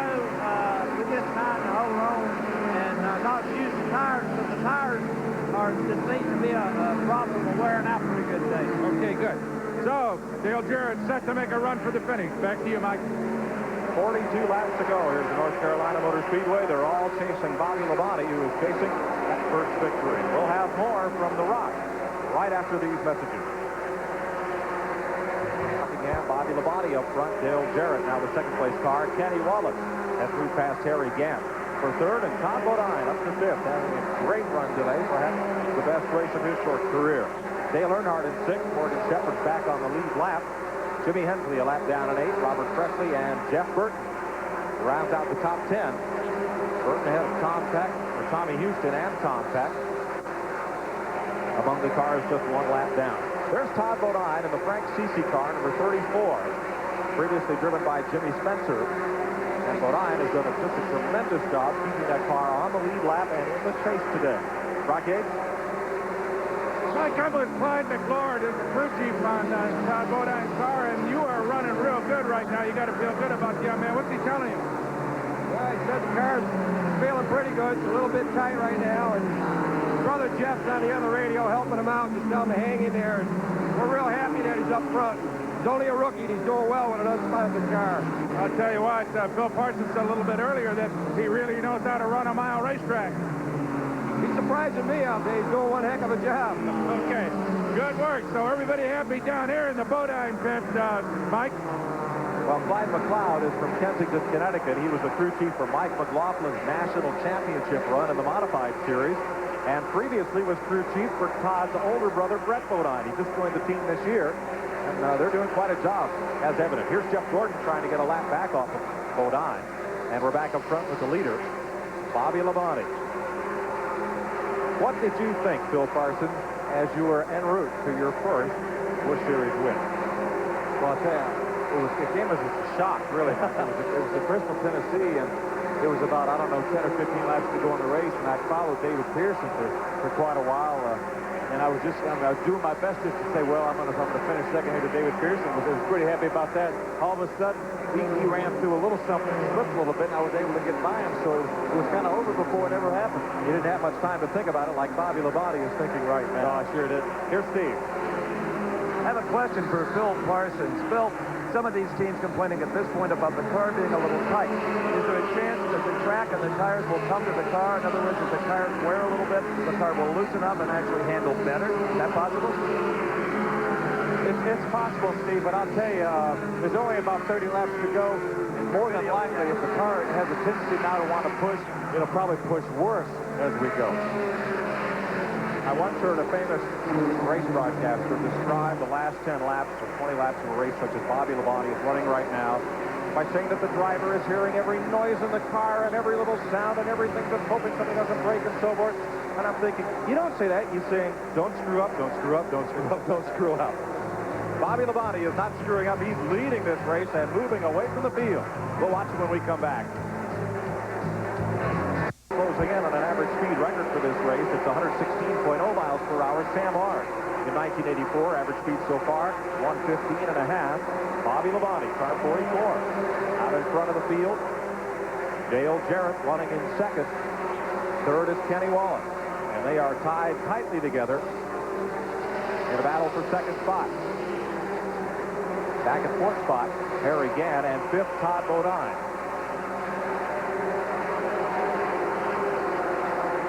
This is first to second. Kenny Wallace working under Patty Moise.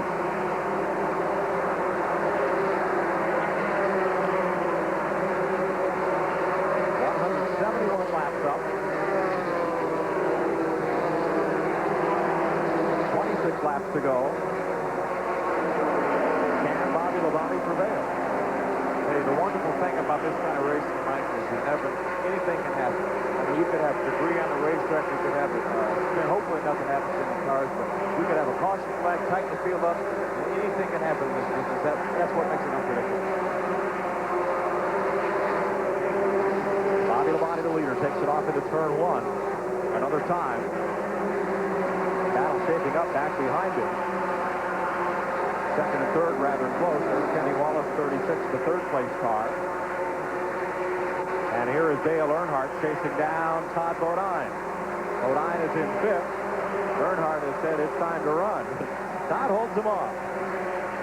You can count Dale Earnhardt out. You can think his car is loose, his car is pushing, he's drifting back, and all of a sudden there you see him. Here he goes back by Todd Bodine for fifth position. Fifth place changes hands. A Chevy and a Buick. Battling there. Now young Todd Bodine will go to school on Dale Earnhardt. Pass Bobby Dotter. Dotter moves up and just about into Bodine.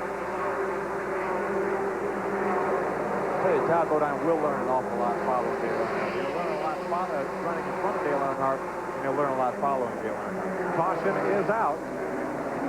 Spin in the back straightaway. Ed Ferree going around. Two other cars involved. Ferree is the orange and white machine. The 75, Ward Burton, is the blue car. This will allow Morgan Shepherd to get back on the lead lap, so we'll have another contender in this race. Looks like Butch Miller. Looks like the 52 car of Butch Miller on the inside. Let's have another look at it. Three cars involved. This debacle off turn two. Looks like the 75, the blue car, 75 car, Ward Burton gets sideways first. And the other car, there's Butch Miller in the outside wall. That was Morgan Shepherd, I believe, wasn't it? Just getting by to get his lap back. And Butch Miller had nowhere to go. Hits the inside wall pretty hard. And here comes Ed Ferree, and he's got to swerve to miss Ward Burton. And spins in the process. Couldn't gather it back in. Boy, Shepherd dodged a bullet. He was very lucky, but he did get into the wall, so he may have some damage to that car. He got back in the lead lap, but the car may be damaged, so we'll have to see. Under caution, sixth time today. 175 laps complete. Shepherd's getting a black flag from NASCAR, we're told. Here's Steve. All right, guys, I'm with Bobby Labonte's dad, Bob Sr. You got to be one proud papa right now. I didn't hear you. You got to be a proud father right now, the way that boy's running. Oh, yeah. Well, I knew he could do it all the time. He may win the race. He should have won last year, as everyone thought he would. Well, yeah, you know, we didn't really need this flag, right? We didn't really need this flag right here, and they run a little bit better on the restarts than we do. We run better when our tires get hot, so it's, you know, one of them deals. Okay, best of luck to you, Mike. 2 rounds of wedge in the Dale Earnhardt car. And fuel and perhaps a bit of an adjustment on Todd Bodine. They'll go back out just the way they were running. Those were the last 2 cars on the lead lap, so they give up nothing by making this stop under caution. I'll tell you, it's really a good move. If they can make a bit of a chassis adjustment, you know, put a little fuel in just to make sure they have enough to go the distance, they may be a little bit better shape than they were prior to the caution flag, and they may have something for the top 4 cars. Morgan Shepherd is on pit road as the ambulance has been called out to Butch Miller's car. And they're looking under the left side of Shepherd's machine. Conference with the officials, and they send Morgan back out. Ward Burton also in the pits. And we'll update you on Butch Miller just as soon as we can. But the car will go off on the hook. Miller, again, one of the 7 cars that were on Hoosiers today, led by Elton Sawyer. in the qualifying. 20 laps to go. Here's Glenn. Okay, we were on the backstretch with Bob Labonte before Steve did the interview with him, and they were looking at me kind of like I was from the enemy camp because my brother Dale was running second and kind of closing on him. Then he widened the gap a little bit, stretched the lead out a little bit, and they treated me a lot more friendly. I asked Bob Labonte if they felt that everything was okay. He said everything's A-okay right now. Times, again, were very, very consistent, and they felt like that everything was going the way they wanted it to. Again, they didn't want to see this caution flag, but they feel like they've got the car to win the race right now. Well, we'll change your name to Ayrton Senna or something, and then nobody will speak to you. We're under caution. 20, make it 19 laps to go this time by. At the North Carolina Motor Speedway, Morgan Shepherd is in for a look again under the left side of that car. Work continues on Ward Burton's machine. Bobby Labonte, the leader. Dale Jarrett in second. And Harry Gant will stay on the racetrack, but we're told on the in-car radio that Gant may have dropped a cylinder, and when you only have 6 to start with, that can be devastating to your chances. The last 20 laps when we come back to the North Carolina Motor Speedway as TNN live coverage continues. To go, and we'll be back under the green flag in 1 lap. Let's reset the field for you. Bobby Labonte in the 44, Dale Jarrett, Kenny Wallace, and that's 2 Busch Grand National regulars among the top 3. Then Harry Gant and Dale Earnhardt. Great day for Todd Bodine on the 6th spot. Morgan Shepherd in 7th is on the lead lap. Then Robert Presley, Jeff Burton, and Ed Barrier, and Barrier's been showing up 2 laps back. But he is now up just 1 lap down. He got 1 back as well. So we're getting set to go back under green. Jeff Burton is the 99, and he will try to get his lap back from Bobby Labonte when they drop the flag. Pace car is long gone. It's already on pit road. As Labonte and Jarrett in the 32. Kenny Wallace in that black green numeral number 36. And Harry Gant will try to run this one to conclusion. Dale Earnhardt is there and Todd Bodine. On the inside to the right of your screen are the cars on the lead lap. As we talk about, anything can happen in this business, so we'll see if Harry Gant or Dale Jarrett has cooled his tires enough to make a run at Bobby Labonte. Here comes Earnhardt way on the outside. Earnhardt trying to go around the lap cars on the right side of your screen. He's got Harry Gant. And Todd Bodine jumped up into 3rd spot. Earnhardt wants to try him on the inside and wisely gets out. That's Todd Bodine in a white car in 4th position. Kenny Wallace in a black car just ahead of him in 3rd.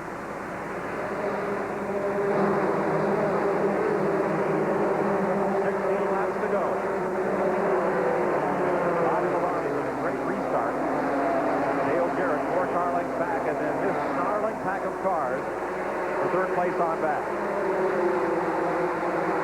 That was Jeff Bodine up in the spotter's position calling the restart to his younger brother. And now Earnhardt in the 3 car ahead of Harry Gant. Got a ways to go to chase down Bodine.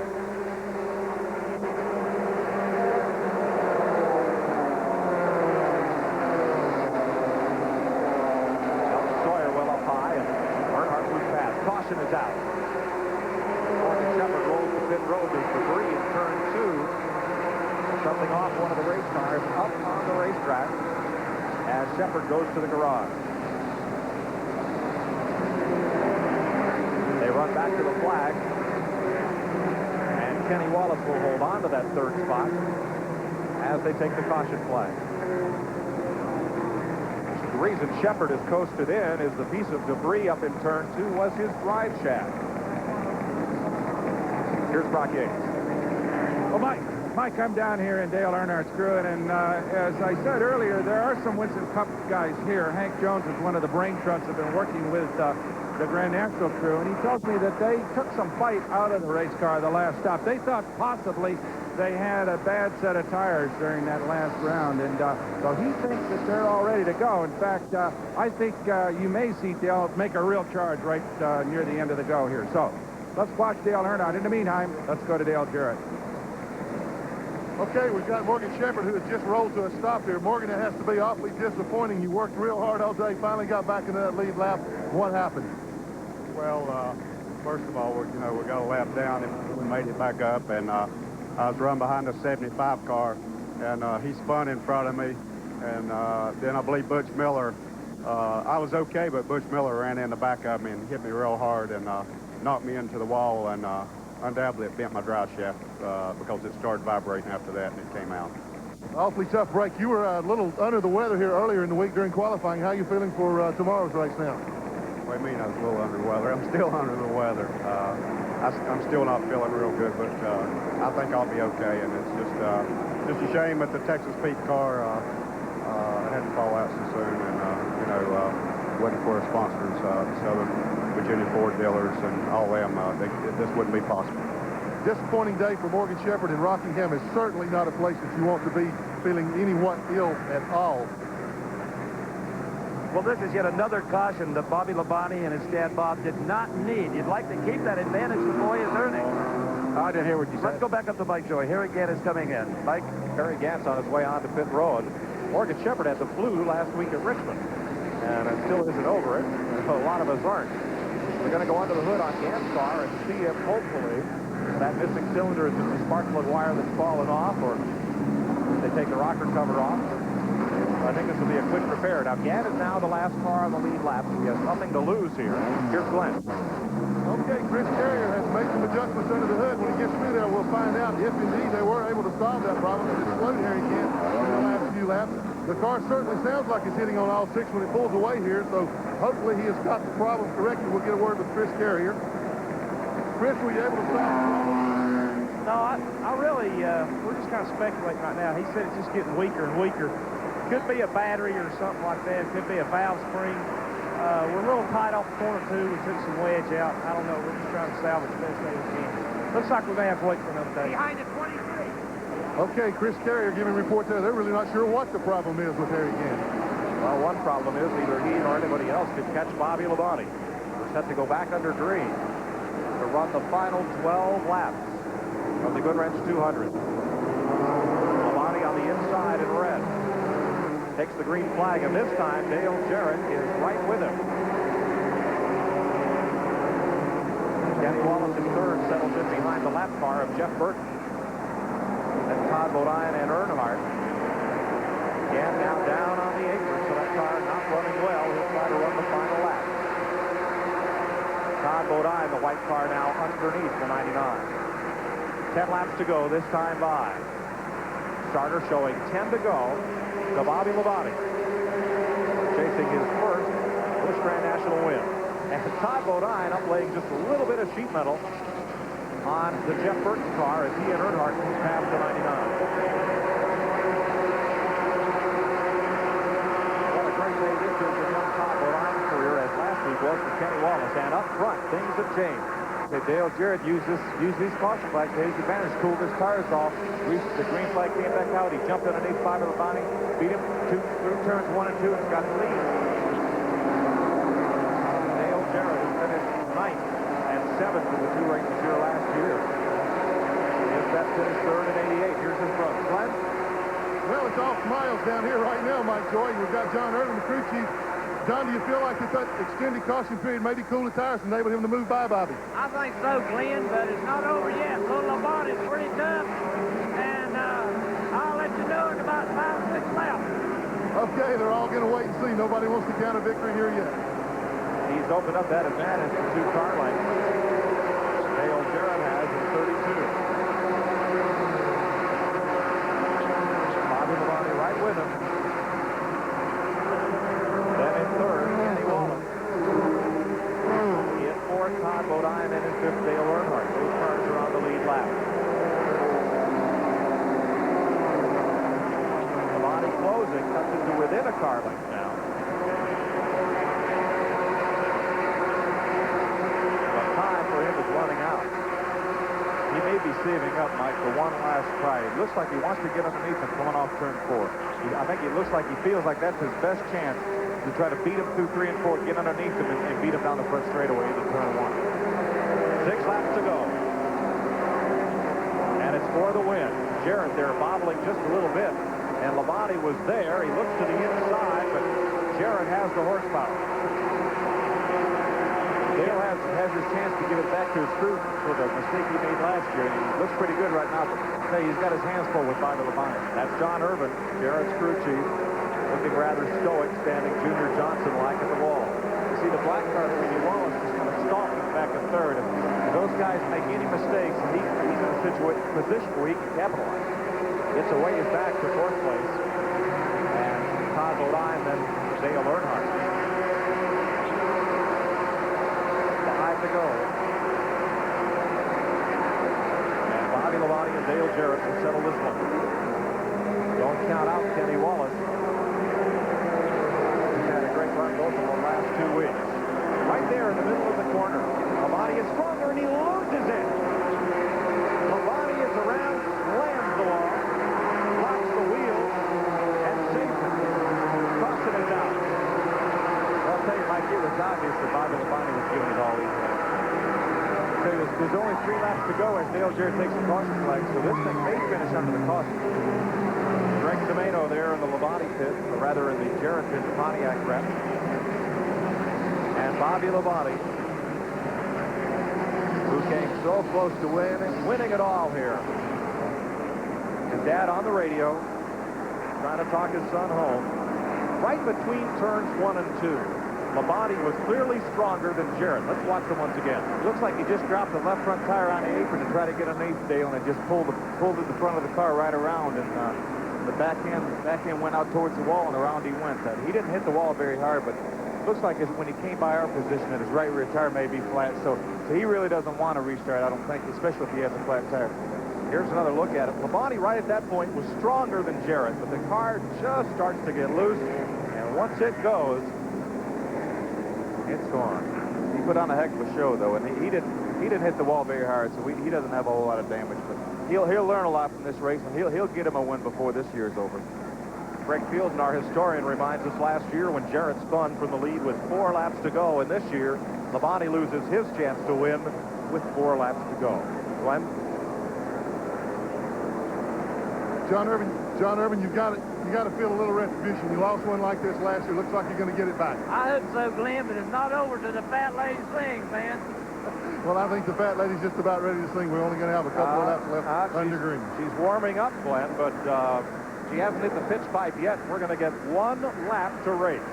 The white and green flag will come out together. 32 is Jarrett, 36 is Kenny Wallace.